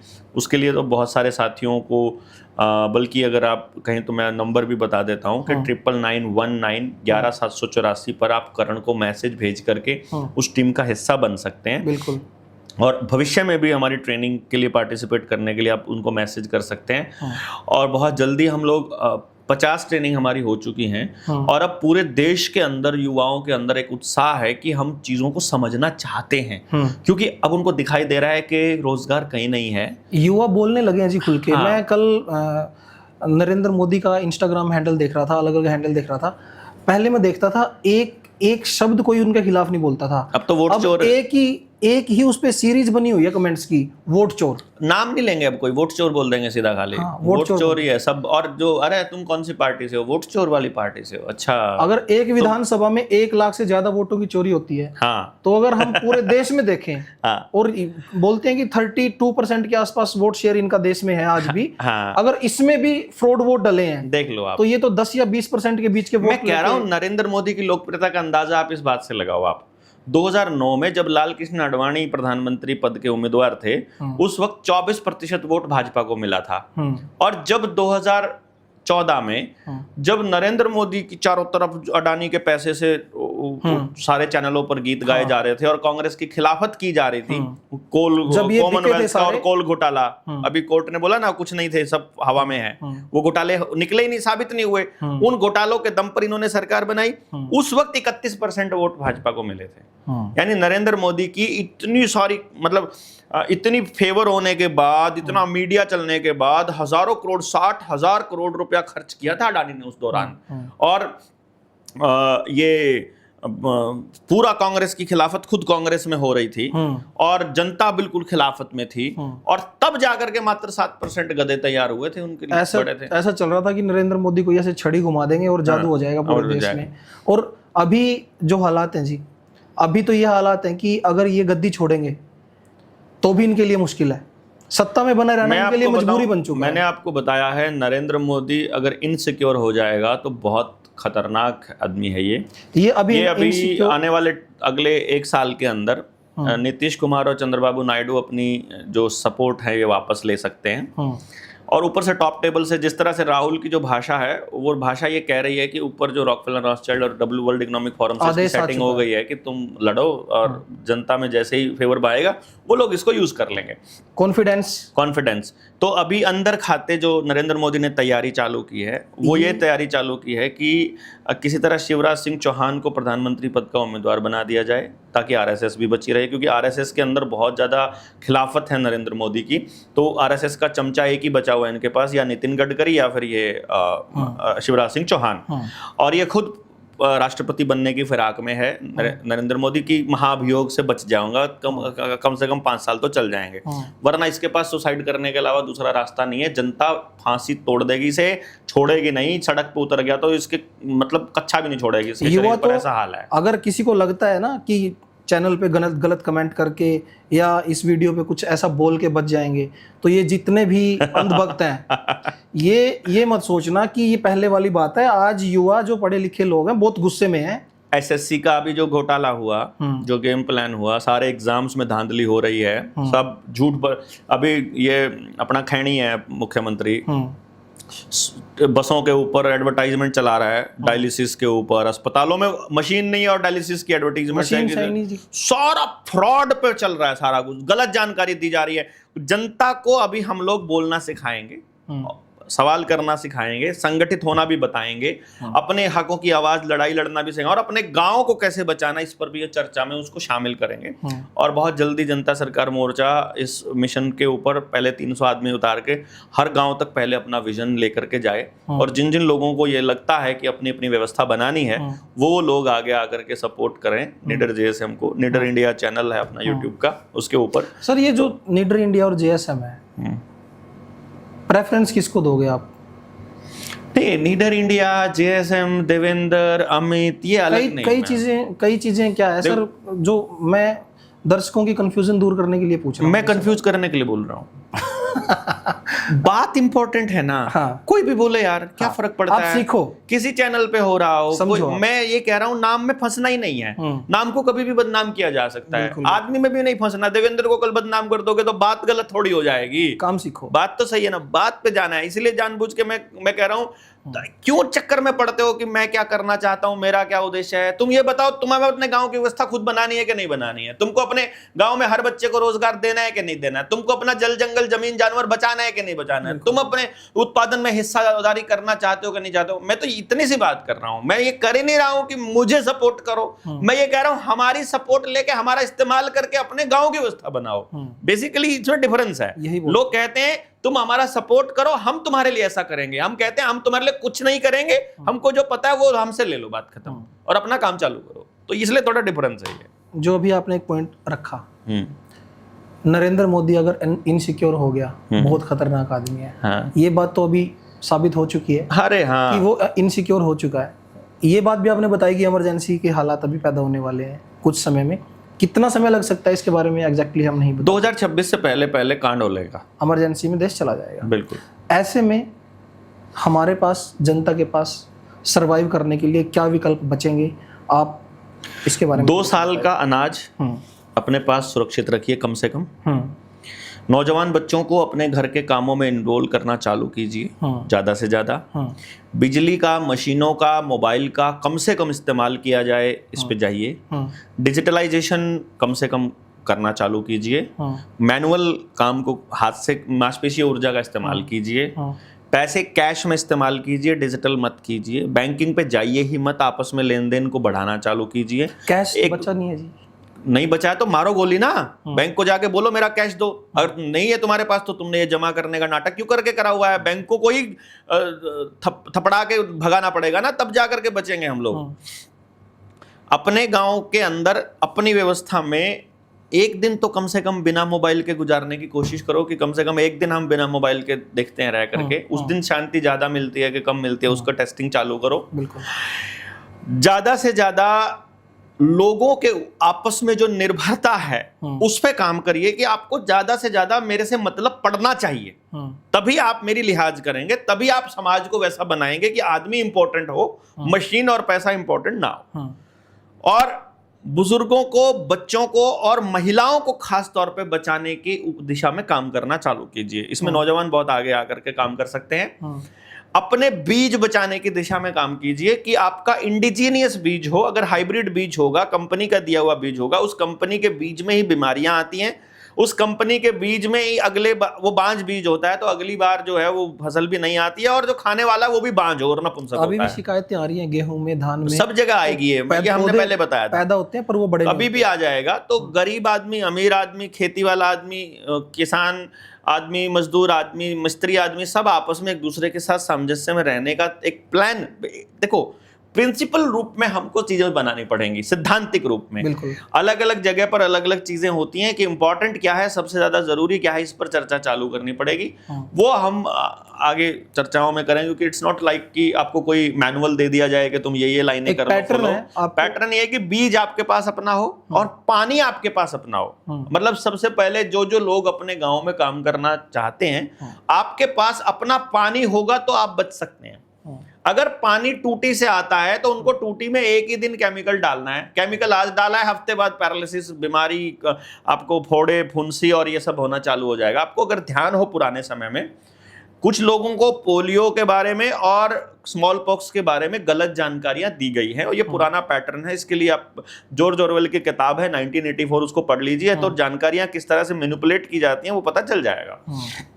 सत्ताएं कैसे काम करती हैं, उसी की किताब एनिमल फार्म है, उसको पढ़ लीजिए। तो मैंने एनिमल फार्म हाँ, बुक का नाम है बुक। किताब 100-150 पेज की किताब है, बड़ी छोटी सी शानदार किताब है। उसमें जानवरों का बाड़ा है, जंगल है, वहां उनके माध्यम से, जानवरों के माध्यम से समझाने की कोशिश की गई है कि किस तरह से आपके ऊपर राज किया जाता है। उसमें कम्युनिस्ट और मतलब लेफ्टिस्ट और राइटिस्ट विचारधारा के दोनों जानवर क्या कैसे कैसे काम करते हैं, क्योंकि आपको पता नहीं है, आपको लगता है कि लेफ्ट और राइट अलग अलग है, आपको कम्युनिस्ट और ये भाजपा वाले अलग अलग दिखाई देते हैं। लेकिन गेम क्या है इनका, कम्युनिस्ट ये तय करता है कि ब्लेम किसको करना है। उसका काम है ब्लेम बताना कि इसको ब्लेम करो, सरकार को या फलाने को, ढिमकाने को, इसको ब्लेम करो। और जो राइटिस्ट है, जो राइट विंग वाला आदमी है, वो बताता है कि डरना किससे है। मतलब वो आपको वो डर के माहौल में और वो ब्लेम के माहौल में, तो ये पूरा गेम प्लान दोनों मिलकर करते हैं। तो आपके लिए अलग होंगे लेकिन सत्ताधारी वो एक ही है बेसिकली। और वो आपने देख भी लिया होगा, वही आदमी बीजेपी में होता है, वही आदमी कांग्रेस में होता है। जब कांग्रेस में होता है, कांग्रेस की भाषा बोल रहा है, हम ये विचारों की लड़ाई है, ये फलाने की लड़ाई है, ये धमकाने की लड़ाई है। और जब उधर जाते हैं तो ये भारतीयता की लड़ाई है, संस्कृति की लड़ाई है, फलाने की लड़ाई है। और पूरा प्लान के साथ चलता है। तो जो मैं बता रहा था कि बीज, पानी, मतलब मैंने पानी बोला आपको कि पानी आपके पास अपना होना चाहिए। अगर पानी नहीं है तो हाँ, स्मॉल पॉक्स और वो मैंने पोलियो की बताई।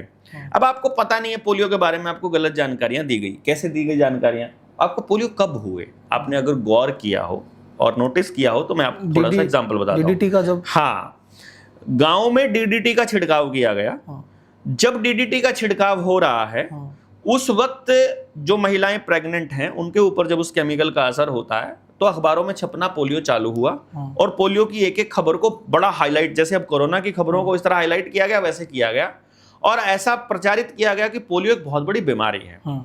उधर से बोला कि वैक्सीन बन गई है जैसे कोरोना की वैक्सीन बनी और फिर डीडीटी का छिड़काव बंद कर दिया तो केसेस का जिक्र करना बंद कर दो, आप अखबार में जिक्र करना बंद कर दो, आपको लगे वो हो ही नहीं रहा है। बिल्कुल बिल्कुल सिंपल सा फंडा है। तो आप तक जानकारी सारी की सारे देश में, हरियाणा में जानकारी पंजाब की आ रही है, पंजाब में जानकारी हरियाणा की आ रही है, सारी फर्जी आ रही है, वो मैनिपुलेट करने के लिए आ रही है। तो इसी तरह से बस पोलियो को इंट्रोड्यूस किया गया, इसी तरह पोलियो की वैक्सीन को इंट्रोड्यूस किया गया। अगर रिसर्च करोगे, डॉक्टर कमलप्रीत सिंह की किताब है द वैक्सीन क्राइम रिपोर्ट, उसमें आपको पता चलेगा कि पोलियो की वैक्सीन से ज्यादा नुकसान हुआ जबकि पोलियो से उतना नुकसान नहीं हुआ। इसी तरह जैसे कोरोना की वैक्सीन ने अपना काम बढ़िया किया, कोरोना इतना काम नहीं कर पाया। इतना नहीं किया। मतलब ये गेम प्लान आपको समझना पड़ेगा। ये समझोगे तो आपको सारी की सारी वैक्सीन का खेल समझ में आएगा।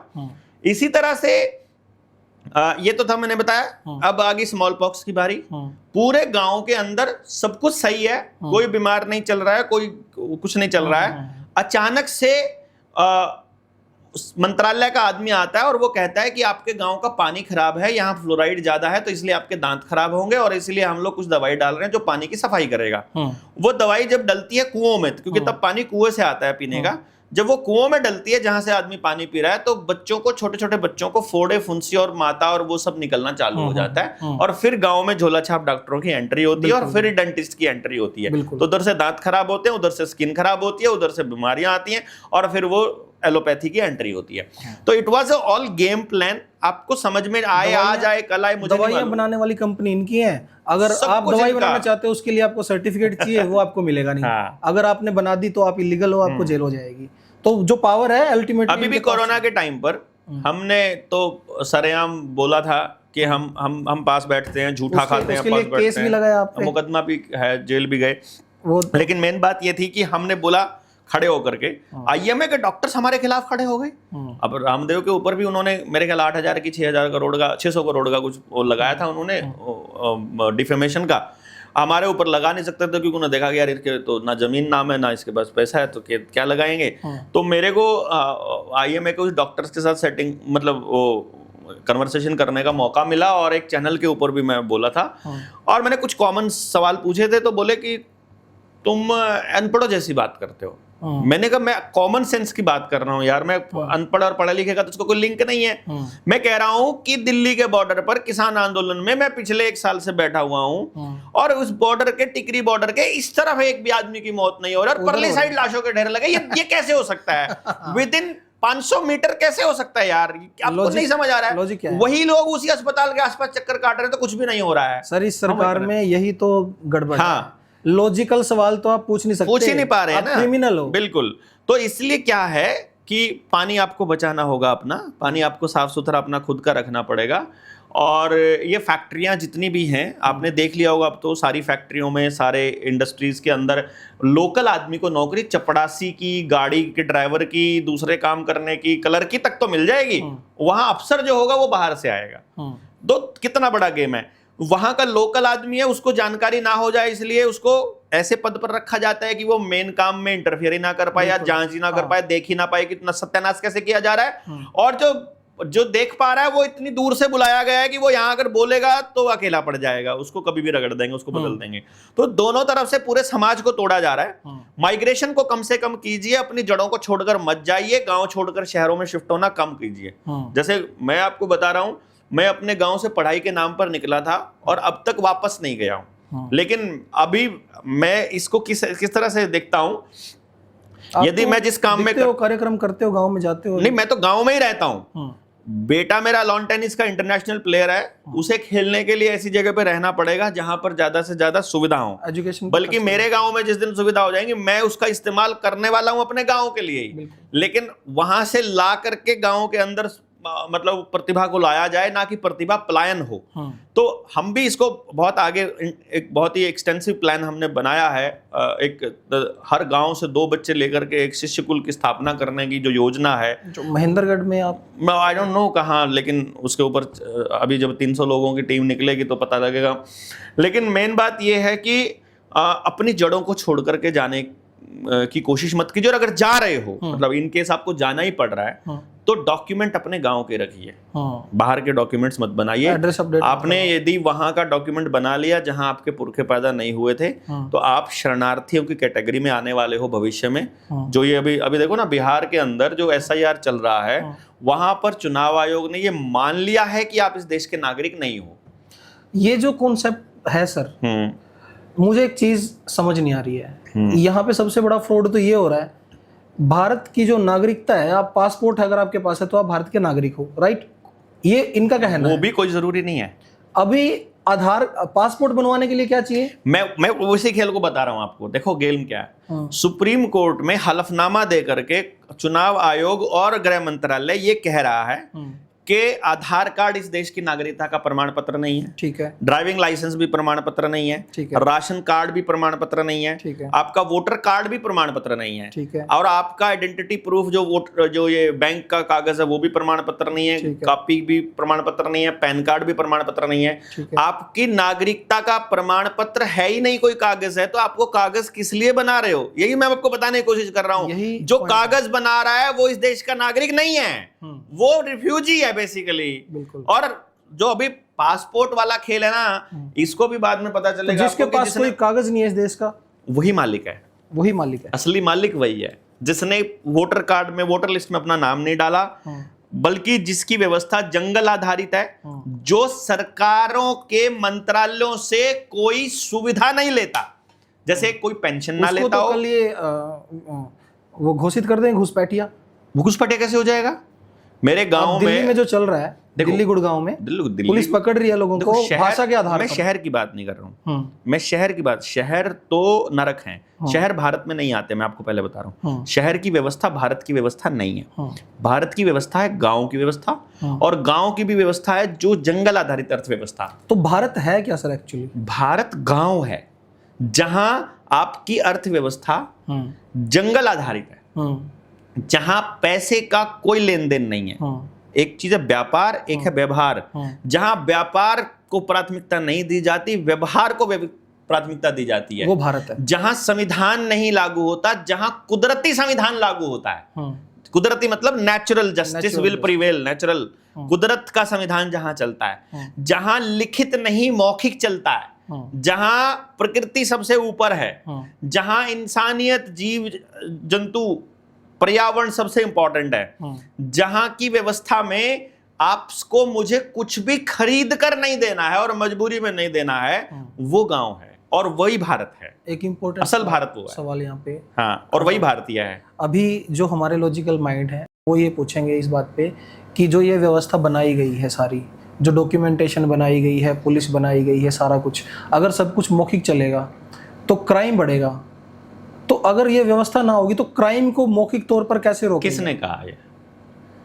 चलो एक काम करते हैं, देखो अगर जो बोलने वाले, कमेंट करने वाला साथी, सिर्फ एक बात मेरी मान लेना, हाथ जोड़कर विनती है आपसे, एक बार रिसर्च करो, उस गांव में नशा ज्यादा है जहां पुलिस चौकी नहीं है, या उस गांव में नशा ज्यादा है जहां पुलिस चौकी है। ये पॉइंट है सर। ठीक है, फिर ये पता करो कि पुलिस चौकी बनने के बाद नशा बढ़ा उस गांव में या पहले बढ़ा। मतलब ये जो व्यवस्था है ये क्रिमिनल्स, क्राइम पैदा करती है, क्रिमिनल्स की सुरक्षा के लिए है, ये बढ़ाती। जजेस हैं, कोर्ट है, न्याय है, जिसका सॉरी ये जो कोर्ट है, जो अर्थव्यवस्था है, पूरी न्याय व्यवस्था है, पुलिस है, मंत्रालय हैं, ये जो जितनी भी व्यवस्था है, ये आपको इनके ऊपर निर्भर करने के लिए है। पुलिस पे तो आरोप लगते हैं कि वो शिकायतकर्ता को ज्यादा टॉर्चर करते हैं। एग्जैक्टली, मैं आपको सेटिंग जिनकी है सिर्फ वो वहां बच सकते हैं, जिनका हफ्ता जाता है सिर्फ वो बच सकते हैं। अदरवाइज आपकी सेटिंग नहीं है तो आप धंधा नहीं कर सकते, आप गाड़ी चला नहीं सकते, बिना चालान के बच नहीं सकते, आपको छोड़ेंगे नहीं वो किसी भी कीमत पर। परिवादी को फालतू बोलोगे तो रगड़ देंगे।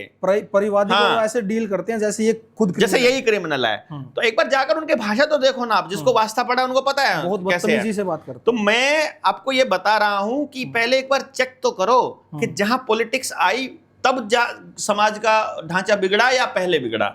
जहां बैंक आया वहां कर्जा बढ़ा, वहां टेंशन बढ़ी या कम हुई, समृद्धि बढ़ी है कि आप गाड़ी को समृद्धि कहते हो क्या? मतलब आपको ये समझना पड़ेगा ना कि आप किसको समृद्धि कहते हो। तो जो भाई ऐसा करना चाहते हैं वो 1-to-1 डिबेट में आकर के बात कर ले, वो चर्चा कर ले, या फिर एक बार जाकर के रिसर्च कर ले कि आपके समाज में अगर शिक्षा बढ़ रही है, आप कह रहे हो तरक्की बढ़ रही है, और उसी समाज में नशा भी बढ़ रहा है, बच्चों का पलायन बढ़ रहा है, बेरोजगारी बढ़ रही है, अपराध बढ़ रहा है, तो व्यवस्था खराब दिशा में जा रही है ना, इसका मतलब तो। और जिस जगह पर अपनी व्यवस्था है, अभी आप चलो, मैं लेके चलता हूं ऐसे गांव में जहां कोई बीमार नहीं पड़ता, आज भी ऐसी जगह है, क्योंकि वहां डॉक्टर नहीं पहुंचा। डॉक्टर पहुंच जाएगा, बीमार होना चालू हो जाएगा, सिंपल है। हाँ, जहां पुलिस नहीं है वहां अपराधी नहीं है, जहां जज नहीं है वहां कोई चक्कर ही नहीं है, जहां कुदरत को प्राथमिकता दी जा रही है वहां कोई डिप्रेशन नाम की कोई चीज नहीं है, टेंशन नाम की कोई चीज नहीं है। और क्या फर्क पड़ता है भाई? आपने ये कपड़े पहने, मैंने ये, पर क्या फर्क पड़ रहा है? मैं अगर फटे हुए पहन रहा होता, मेरी बात तब गलत हो जाती क्या? कोई फर्क नहीं, तब कोई क्या फर्क पड़ रहा था?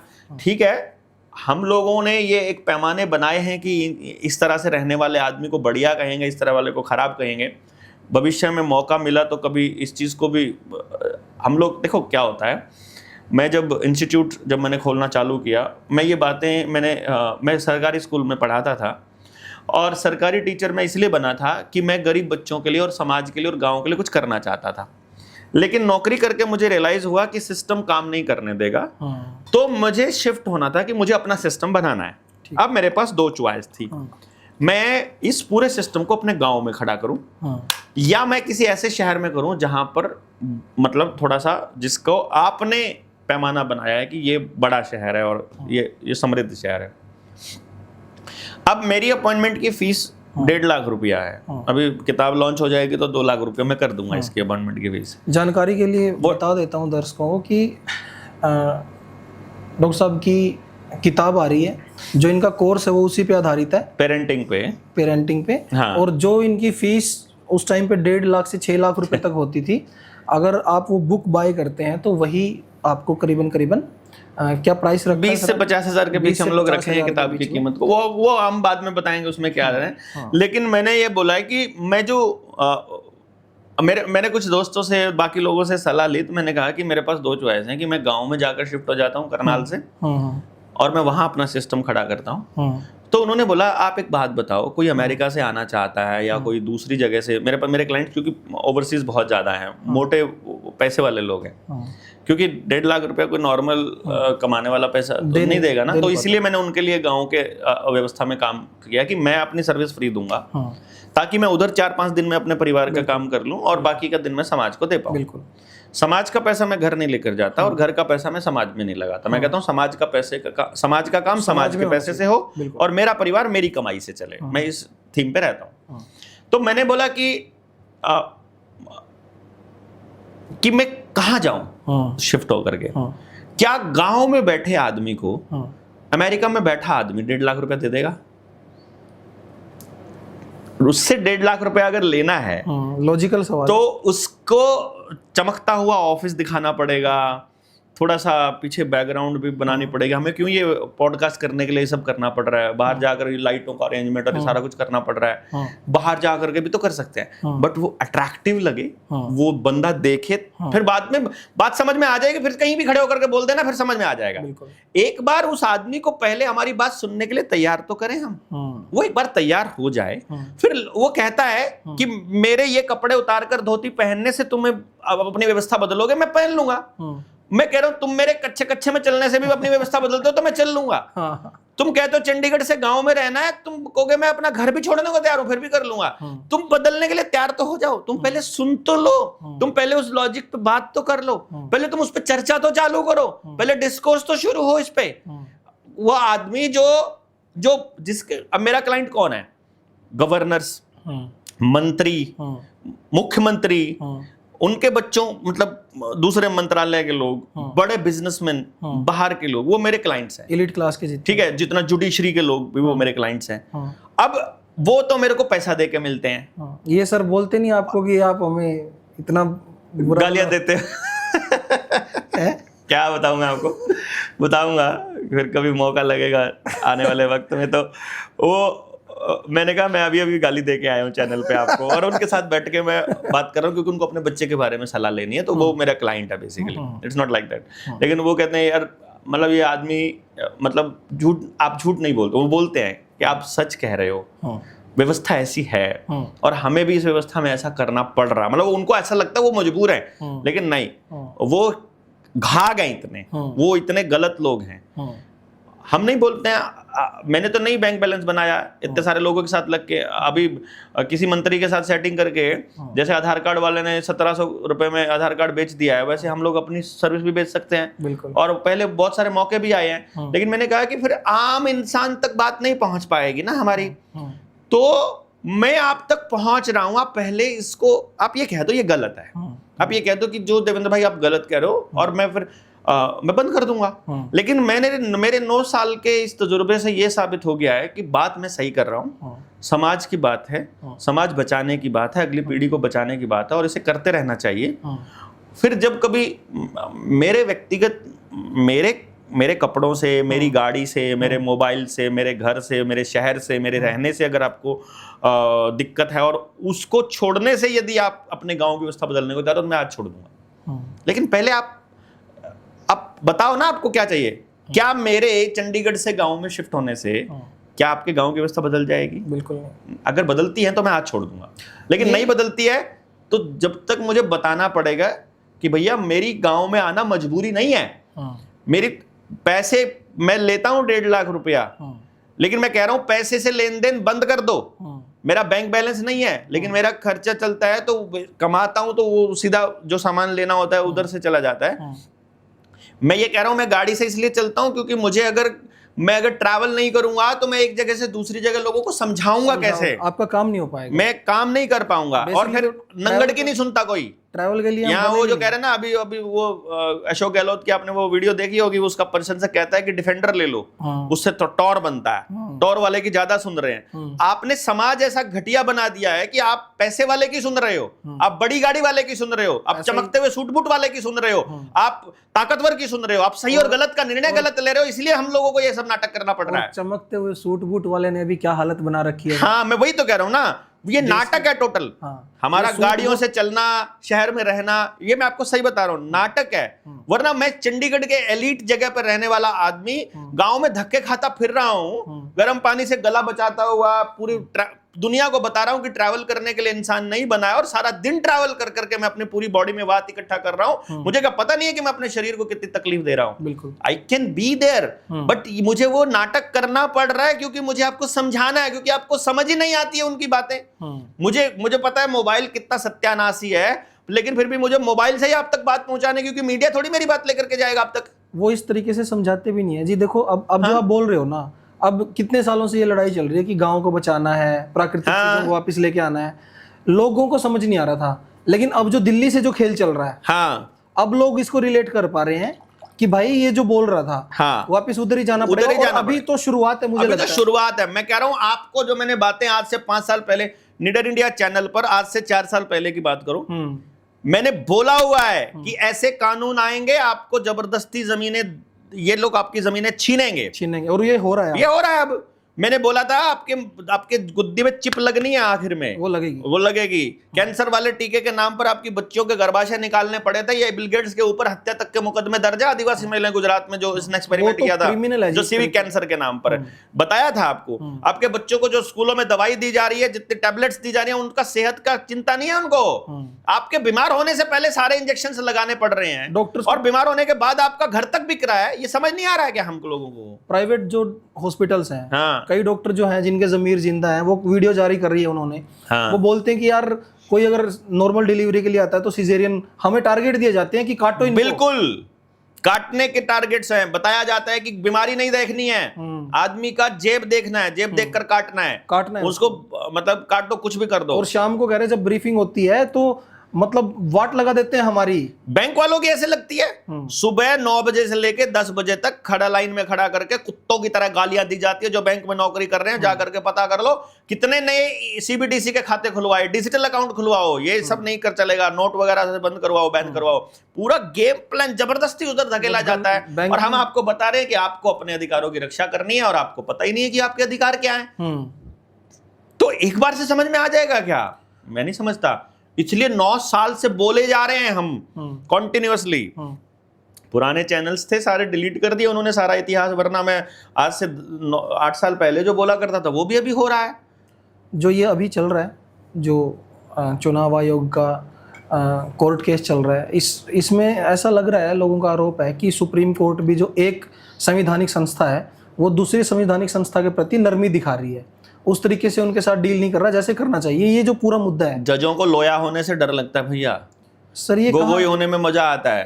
राज्यसभा का सांसद बनाने का लालच पहले से दे दिया जाएगा, कौन सा जज फिर उसके बाद निर्णय लेगा? अब ये जो पूरा मामला है, अभी जो ये हालात है, ये कहाँ जाके आपको लगता है कि रुकेंगे? अनरेस्ट, टोटल अनरेस्ट, केओस, बर्बादी चारों तरफ, वो दिख रहा है साफ साफ। नरेंद्र मोदी जो है वो परेशान होगा, हालात खराब होंगे, इमरजेंसी आएगी। इसके साथ एक सवाल और जुड़ता है, क्योंकि अगर अब हम देखें वैश्विक हालात भी देखें, देखो अगर हम अपने पूरे देश के बारे में सोच रहे हैं तो वैश्विक हालात, पाकिस्तान जैसे ट्रीट कर रहा है अमेरिका के साथ मिलके, ट्रंप जो बोल रहा है, धमकियां दे रहा है, और सबसे बड़ी बात कि अमेरिका में भी एक नया राजनीतिक दल खड़ा हुआ है, वहां पे भी ट्रांसफर ऑफ पावर हो रहा है। देखो मैं आपको एक बात बता रहा हूं, एलन मस्क ने पार्टी बनाई है। नहीं भाई मैं आपको एक बात बता रहा हूँ, Russia, China, America, India, Pakistan, Bangladesh, Narendra Modi Bharat है क्या?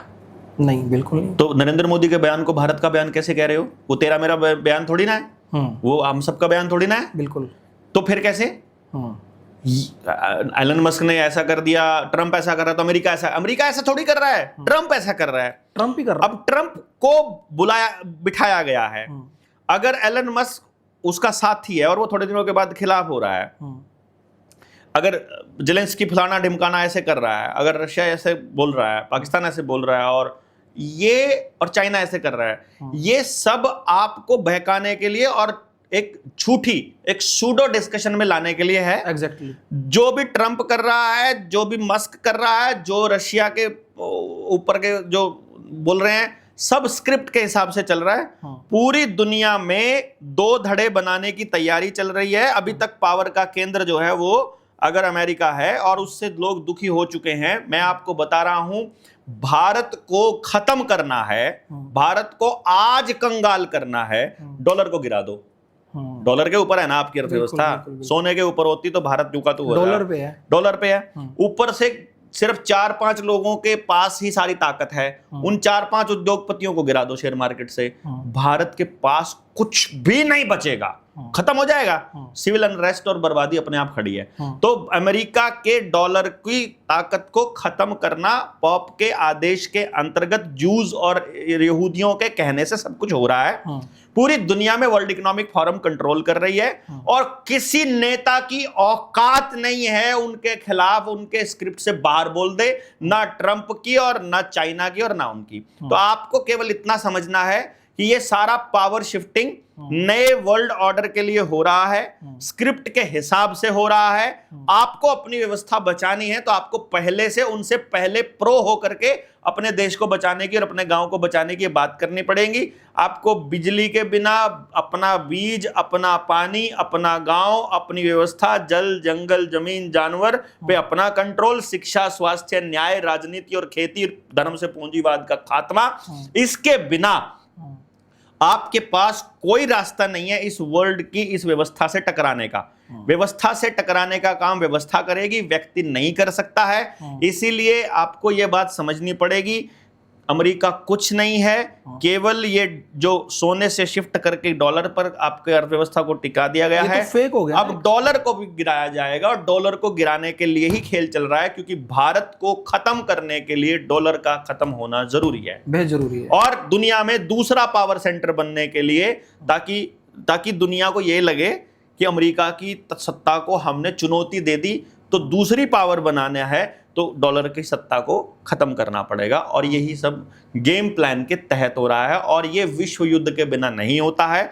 विश्व युद्ध से पहले के नेताओं के भाषण सुन लो, न्यू वर्ल्ड ऑर्डर बढ़ेगा। विश्व युद्ध सेकंड वाले में नेताओं के भाषण सुन लो, वहां भी न्यू वर्ल्ड ऑर्डर शब्द आपको दिखाई देने लगेगा। उस टाइम के कैनेडी के भाषण देख लो, उसमें न्यू वर्ल्ड ऑर्डर का जिक्र है, और अभी मोदी के ये एग्जैक्टली सर ये बताते क्यों नहीं है जो ये नेता अभी नरेंद्र मोदी जी ताकत को छोड़ते हुए नाम क्यों नहीं लेते कि ये न्यू वर्ल्ड ऑर्डर दिया किसने भाई, उसका नाम तो लो। क्यों ले लेगा? आप पूछोगे तो बताएगा, आप पूछने की हिम्मत नहीं है आप में, चुनावों में उलझा देते हैं आपको। तो जो इमरजेंसी है, इमरजेंसी सिर्फ हम इतना समझे कि इमरजेंसी लगेगी, या ये भी मान लें कि अभी हम विश्व युद्ध की कगार पे भी खड़े हैं।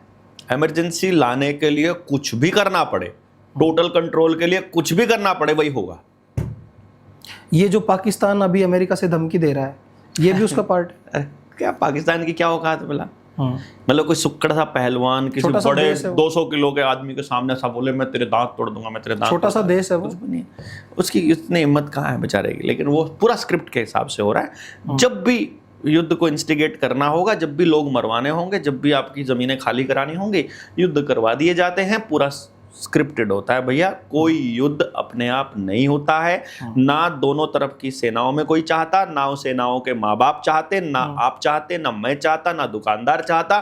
सिर्फ सोशल मीडिया के कुछ पालतू कुत्ते और ये नेता चाहते हैं अपनी सत्ता को बरकरार रखने। जवान भी नहीं चाहता जी लड़ने वाला। मैं कह तो रहा हूँ सेना पर आदमी। सोशल मीडिया के कुत्तों की आपने बात की, अगर इस देश में कुछ भी होगा, मतलब कुछ भी अनहोनी होती है जो कि ये करवा के मानेंगे, तो ये जो नेशनल मीडिया है, मेरा ये मानना है कि नेशनल नहीं, गोदी मीडिया बोलिए, गोदी मीडिया, हाँ, मेरा ये मानना है कि अगर कुछ भी गलत होगा इस देश में तो सबसे बड़ा हाथ इस गोदी मीडिया का होगा इस देश को बर्बाद करने। गोदी मीडिया आपका कहाँ है यार? सारा तो अडानी ने खरीद लिया, सारा तो अंबानी ने खरीद लिया। अडानी अंबानी के जो वेंचर्स हैं उनमें इन्वेस्टमेंट सारी वर्ल्ड इकोनॉमिक फोरम वालों की है। वर्ल्ड इकोनॉमिक फोरम ही कंट्रोल कर रहा है यार, उनके हिसाब से आता है। आपका है ही नहीं है मीडिया, सोशल मीडिया आपका कहाँ है? आप थोड़ी चाहते हो कि फेसबुक पे जब ऐसे करो सामने क्या आना चाहिए, वो तय करते हैं आपके सामने क्या आना चाहिए। यार बात करते हो आप। एक्चुअली क्या है डॉक्टर साहब, ऐसे क्या है कि जो हमारी जो ग्रामीण दर्शक है, जो हमारा जो आसान भाषा समझने वाला जो दर्शक है, जब हम रोथस्चाइल्ड की बात करते हैं, वेटिकन सिटी की बात करते हैं, वर्ल्ड ऑर्डर की बात करते हैं, तो ये बड़ी बातें आमतौर पर समझ में नहीं आती। ना पुरानी वीडियो देखो, एज इट इज हो रहा है अभी जो हो रहा है ना। हाँ, अभी समझ आ रहा है सबको यार तो बात ठीक कह रहा था यार। हाँ, तो अभी भी है समय। जैसे हमारी जो 35,000 एकड़ जो अक्वायर होने जा रही है हरियाणा की, ग्राम सभा बना के वो जमीन बचाई जा सकती है। बिल्कुल, आप ग्राम सभा बनाओ। हाँ। और उस जमीन को बचा लो। ग्राम सभा में कितने लोग चाहिए होते हैं सर? 18 साल से ऊपर का हर आदमी ग्राम सभा का मेंबर है। 18 साल से ऊपर के 70% लोग जिस चीज पर साइन कर देंगे वो कानून बन जाएगा। ये ग्राम सभा की ताकत है। और उसके लिए जो राइटिंग है वो किसी कोई फॉर्मेट है या सिंपली कुछ नहीं फॉर्मेट है, लिख दो ग्राम सभा में। उस दिन पंचायत सेक्रेटरी को बुलाओ, सरपंच को बुलाओ और बोलो ग्राम सभा ये तय कर रही है, तुम इस पर करके गतिविधि भेज दो, ऊपर साइन करवाओ हमारे और भेज दो। तो ये जो जितने गाँव हैं अगर ये साइन करवा के भेज देंगे तो किसी की औकात है ही नहीं, कुछ भी नहीं। ये सबसे बड़ी पावर, कोई तंत्र नहीं है, कुछ भी नहीं है ग्राम सभा के आगे। ये सबसे बड़ी पावर बची है। आदमी के पास पावर बचे यार। मैं आने वाले टाइम में आपको दिखाऊंगा, अकेला एक्सेस करके दिखाऊंगा आपको अपनी पावर, कि तुम्हारे हम 1 लाख लोग अपने सारे डॉक्यूमेंट सरेंडर करने वाले हैं। नहीं चाहिए तुम्हारा, और अब हमें रोक के दिखाओ तुम सड़क पर, हम तुम्हें बताएंगे। फिर ये क्रांति आने वाली है, होगा 100%। हम इस व्यवस्था परिवर्तन की लड़ाई को इतना आसानी से बंद थोड़ी ना करेंगे। मार के तो पीछा छुड़ा सकते हैं ये हमसे, हम जिंदा रहे तो इनकी जड़ें खत्म, समझो गया। अभी बांग्लादेश में जो हालात हुए थे, जो हमारा सुप्रीम कोर्ट है और चुनाव आयोग है, सेम वोटिंग को लेके वहां पे भी क्यों हुए थे बांग्लादेश में? जैविक खेती और प्राकृतिक खेती और पेस्टिसाइड वाली खेती से उधर शिफ्ट कर दिया और आपको क्राइसिस आ गया। ये तो आपको श्रीलंका में बता दिया। चुनाव आयुक्त को सड़क पे पीट दिया लोगों ने बांग्लादेश के अंदर, और भूखमरी और महंगाई की हालत जो है वो श्रीलंका और बांग्लादेश में आ गई। क्यों हुआ वहां पर? वो टेस्टिंग जोन है। जैसे लैब में टेस्ट ट्यूब में टेस्ट किया जाता है, ऐसे टेस्ट होते हैं कि अधिकारी किस तरह से बिहेव करते हैं, गरीब आदमी कैसे करता है, पैसे वाला कैसे करता है, पेंशन वाला कैसे करता है, नौकरी वाला कैसे करता है, खिलाड़ी कैसे करता है, नौजवान कैसे करता है, बूढ़ा कैसे करता है। और हर एक तबके के ऊपर रिसर्च की जाती है छोटे देश के अंदर, जहां से खबरें उतनी ही बाहर भेजी जाती हैं जितनी खबरें आपको मैनिपुलेट करने के लिए और आपके दिमाग में चीजों को तैयार करने के लिए और आपको मेंटली रेडी करने के लिए जरूरी है। तो आपको बांग्लादेश के हालात से ऐसा फील होने लगेगा जैसे आपने देखा होगा कोरोना के दौरान, जो कोरोना की चीजें जब एंटर करनी थी हमारे देश के अंदर, तो ये कहा इटली में भी तो ऐसा हो रहा है, अमेरिका में भी तो ऐसा हो रहा है, ताकि आप मान लो कि ऐसा ही होता है। वहां पे भी वर्ल्ड वॉर हो रहा है यार, पूरी दुनिया में हो रहा है, तो आप मान लो कि ऐसा हो रहा है। इस तरह बांग्लादेश में हो रहा है, तो मान लो कि ऐसा हमारे यहां भी होगा। ऐसा नहीं होगा, हम नहीं मानने वाले हैं भैया, हमको पता है स्क्रिप्ट के हिसाब से हो रहा है, हमको पता है गेम प्लान है। वहां पे भी जो वहां की कोर्ट थी, सुप्रीम कोर्ट थी, उसने जो आदेश दिया था वो सरकार के पक्ष में दिया था, परंतु जनता ने ये लास्ट में अपनी पावर दिखाई और ये सिद्ध कर दिया कि जनता ही सब कुछ है। सुप्रीम कोर्ट को चिट्ठी डाल के करोड़ों लोगों को ये बताना पड़ेगा हमें तुम पर भरोसा नहीं है। अगर हमारे देश के लोग सुप्रीम कोर्ट को चिट्ठी लिखें, हाँ, चुनाव आयोग को चिट्ठी लिखना शुरू करें, बिल्कुल, तो उनको समझ में आएगा नहीं है तुम पे भरोसा, हमको पता है तुम लूट कर रहे हो, नहीं देने वाले हम ताकत अब नेता को। नेता गांव में घुसेगा, लिस्ट बनी होगी, हम अभी आने वाले टाइम में हर गांव में जब जाएंगे टीम 300 से, पूरे गांव में इतना बड़ा बोर्ड लगा होगा 20 बाय 20 से 50 बाय 50 का कि ये प्रॉब्लम्स हैं, जिसके पास इन प्रॉब्लम्स का एफिडेविट पर देने वाला सोल्यूशन होगा वो गांव में एंटर कर जाना, वरना एंट्री नहीं है। ये भी तो अभी राहुल गांधी से एफिडेविट ही मांग रहे हैं। वहां पर अभी देंगे ना, सबसे मांगेंगे, राहुल क्या मायावती क्या, सबसे ही देखेंगे कौन गांव में एंट्री करने से पहले। नेता जो अपने आप को कह रहा है और वोट मांगने के लिए आ रहा है, सोल्यूशन नहीं है तो आना नहीं, बाहर, एंट्री बैन। नेताओं की तो ऐसी, इनके तो इतने पिछवाड़े कूटेंगे लोग बाग ना, मुर्गा बनाएंगे गांव में। हम इमरजेंसी के कगार पे खड़े हैं, बिल्कुल। और जो दिल्ली में चल रहा है, वोट चोरी चल रही है, SIR जो चल रही है बिहार में, सुप्रीम कोर्ट का जो रुख देख रही है जनता, और जिस तरीके से जनता में रोष है, जिस तरीके से नरेंद्र मोदी को, अमित शाह को और इनकी चोरियों को लेके इनकी जो पिछली जो जीवनी रही है उसके बारे में भी कच्चे चिट्ठे जो है वो अभी जनता ने खोलने शुरू कर दिए हैं। तो लेकिन हालात जो है, जनता ने जो सोचा था, आपने जो बताया था वो एक अलग बात है, लेकिन जनता ने जो सोचा था उससे कई गुना स्पीड से हालात खराब हो गए हैं एकदम से।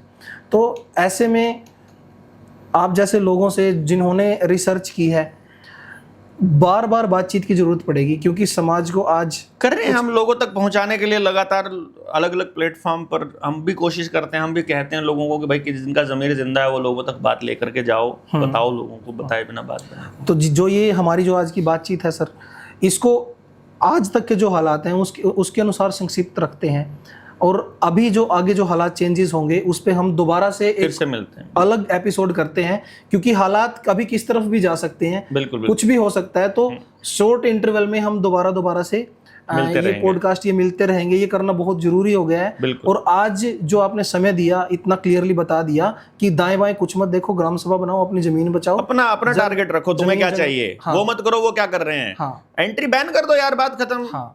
और इमरजेंसी की आप तैयारी करो, ये बिल्कुल क्लियर है। और इतना आप 2 साल का अनाज और अपना पानी, ये this is the most important factor जो ध्यान। डॉक्टर साहब अभी 80 घंटे का लगातार ट्रैवल करके आए हैं और सीधे यहाँ पहुंचे, तो एक इंसान जो है इतनी मेहनत कर रहा है, हमारा भी कुछ फर्ज बनता है। अभी हम लोग यहाँ से निकले, हम लोग यूपी, मतलब ये यूपी में इधर थे हापुड़, हापुड़ से फिर हम सीधे निकले इंदौर से फिर हम निकले भोपाल, भोपाल से हम सीहोर गए, सीहोर से हम मुंबई गए, मुंबई से फिर हम लोग सूरत गए, सूरत से फिर हम अहमदाबाद, और अहमदाबाद से अब सीधे इससे ड्राइव करते हुए ही जाना पड़ा। 3-4 डॉट्स कनेक्ट करना चाहता हूँ सर लास्ट में। अभी गुजरात फाइल्स एक बुक है, हाँ, अगर अयूब राणा की बहुत शानदार किताब है। अगर आप चाहते हो कि नरेंद्र मोदी, अमित शाह और इनके काले चिट्ठे और कारनामे, जो लड़की थी मानसी सोनी, उसके बारे में आप सुनिए, पढ़िए उसकी दंगों के बारे में पूरा जानकारी, अयूब राणा की किताब पढ़िए। सेकंड, संजीव भट्ट जैसे लोगों का साथ देना पड़ेगा, उनकी पत्नी जिस तरह से लड़ रही है वो बहुत अल्टीमेट है। संजीव भट्ट की पत्नी जो है उनकी स्टोरी आप देखिए। हाँ। सेकंड है कि जो ये बार बार आपको सुनने को मिलता है कि हमारा जो रुपया है, ये RBI जो है ये फ्रॉड है। अगर इसके बारे में आपको डिटेल में जानना है तो एक बुक है, रुपया मूल्य का मापक या शोषण का साधन, मूल्य का मापक या जिसका मैं सह लेखक हूँ, और घनश्याम वर्मा जो उसके लेखक है, आप वो पढ़िए। और सत्ता किस तरीके से काम करती है वो इसी पॉडकास्ट में डॉक्टर साहब ने अभी बताया है। बुक का नाम, अगर वो स्वदेशीहट.com से जाकर आप परचेज कर सकते हैं। परचेज कर सकते हो। सत्ता किस तरीके से काम करती है, आपने जस्ट अभी बुक का नाम बताया था। आप इस जॉर्ज ऑरवेल की किताब है 1984 और एनिमल फार्म, 2 किताबें हैं। Animal form. तो कोई भी अपने दिमाग में कोई जो अगर आपको डाउट आता है तो ऐसे ही कोई भी ऐसे तीर की तरह कमेंट छोड़ने की बजाय थोड़ा सा अगर रिसर्च कर लें, थोड़ी जानकारी जुटा लें तो आपका ज्ञान बेहतर जो होगा। वर्ल्ड इकोनॉमिक फोरम का चेयरपर्सन था कार्ल स्क्वाब, उसकी किताब है द ग्रेट रीसेट, उसको पढ़ लीजिए। बिल गेट्स की किताब है नेक्स्ट पेंडेमिक, उसकी पढ़ लीजिए। पेंडेमिक के क्या क्या प्लान करके बैठे हैं, सब कुछ बता रखा है उन्होंने, किताबों में सब लिखा हुआ है। मेरा बेटा है 2,500-3 हज़ार किताबें पढ़ चुका है, वो सारा षड्यंत्र मुझे बताता है कि पापा ये तो जो आप बातें बोल रहे हो ये तो सब इन किताबों में लिखी हुई है। वो इतनी कम उम्र में 2,500-3 हज़ार किताबें पढ़ चुका है। हाँ, वो तो ओशो को फेल कर जाएगा sir. I don't know. Osho 1 lakh किताबें कहते हैं कि उसने पढ़ी थी जीवन में। बहुत आध्यात्मिक है मेरा बेटा भी, और लाइक बहुत ही कुदरत से और परमात्मा से जुड़ा हुआ एक ब्लेसिंग है मतलब मेरे लिए तो। और निडर इंडिया चैनल पर अभी उसका एक पॉडकास्ट मैंने किया था 1984। मैं इसमें भी उसका लिंक दे दूंगा आदर्श को, अगर कोई देखना चाहे। और अभी जो समय आ गया है वो लॉजिकल होने का आ गया है। आप अंधभक्ति से बाहर निकलिए, वो दौर जा चुका है दोस्तों। अंधविरोध से और अंधभक्ति से दोनों से बाहर निकलना है। आपको अपने लिए सोचना है कि आपके लिए कोई बात नहीं कर रहा है और आपके मुद्दे पर बात नहीं कर रहा है और आपकी फ्रीक्वेंसी पर बात नहीं कर रहा है, तो वो आपका शोषण कर रहा है। आपका शोषण, वही बात। उससे दूर होकर के ऐसे आदमी को ढूंढिए जो आपकी जैसी बात कर रहा है। बिल्कुल। तो आज की बातचीत को इतनी ही रखते हैं और उम्मीद करते हैं कि आपको आज जो इन्फॉर्मेशन दी गई है वो अच्छी लगी होगी। और जैसे ही कुछ हालात पे अपडेट आती है तो नेक्स्ट एपिसोड में फिर जल्दी से मिलते हैं। आपने इतना समय दिया, आपका मैं बहुत आभारी हूँ। Thank you.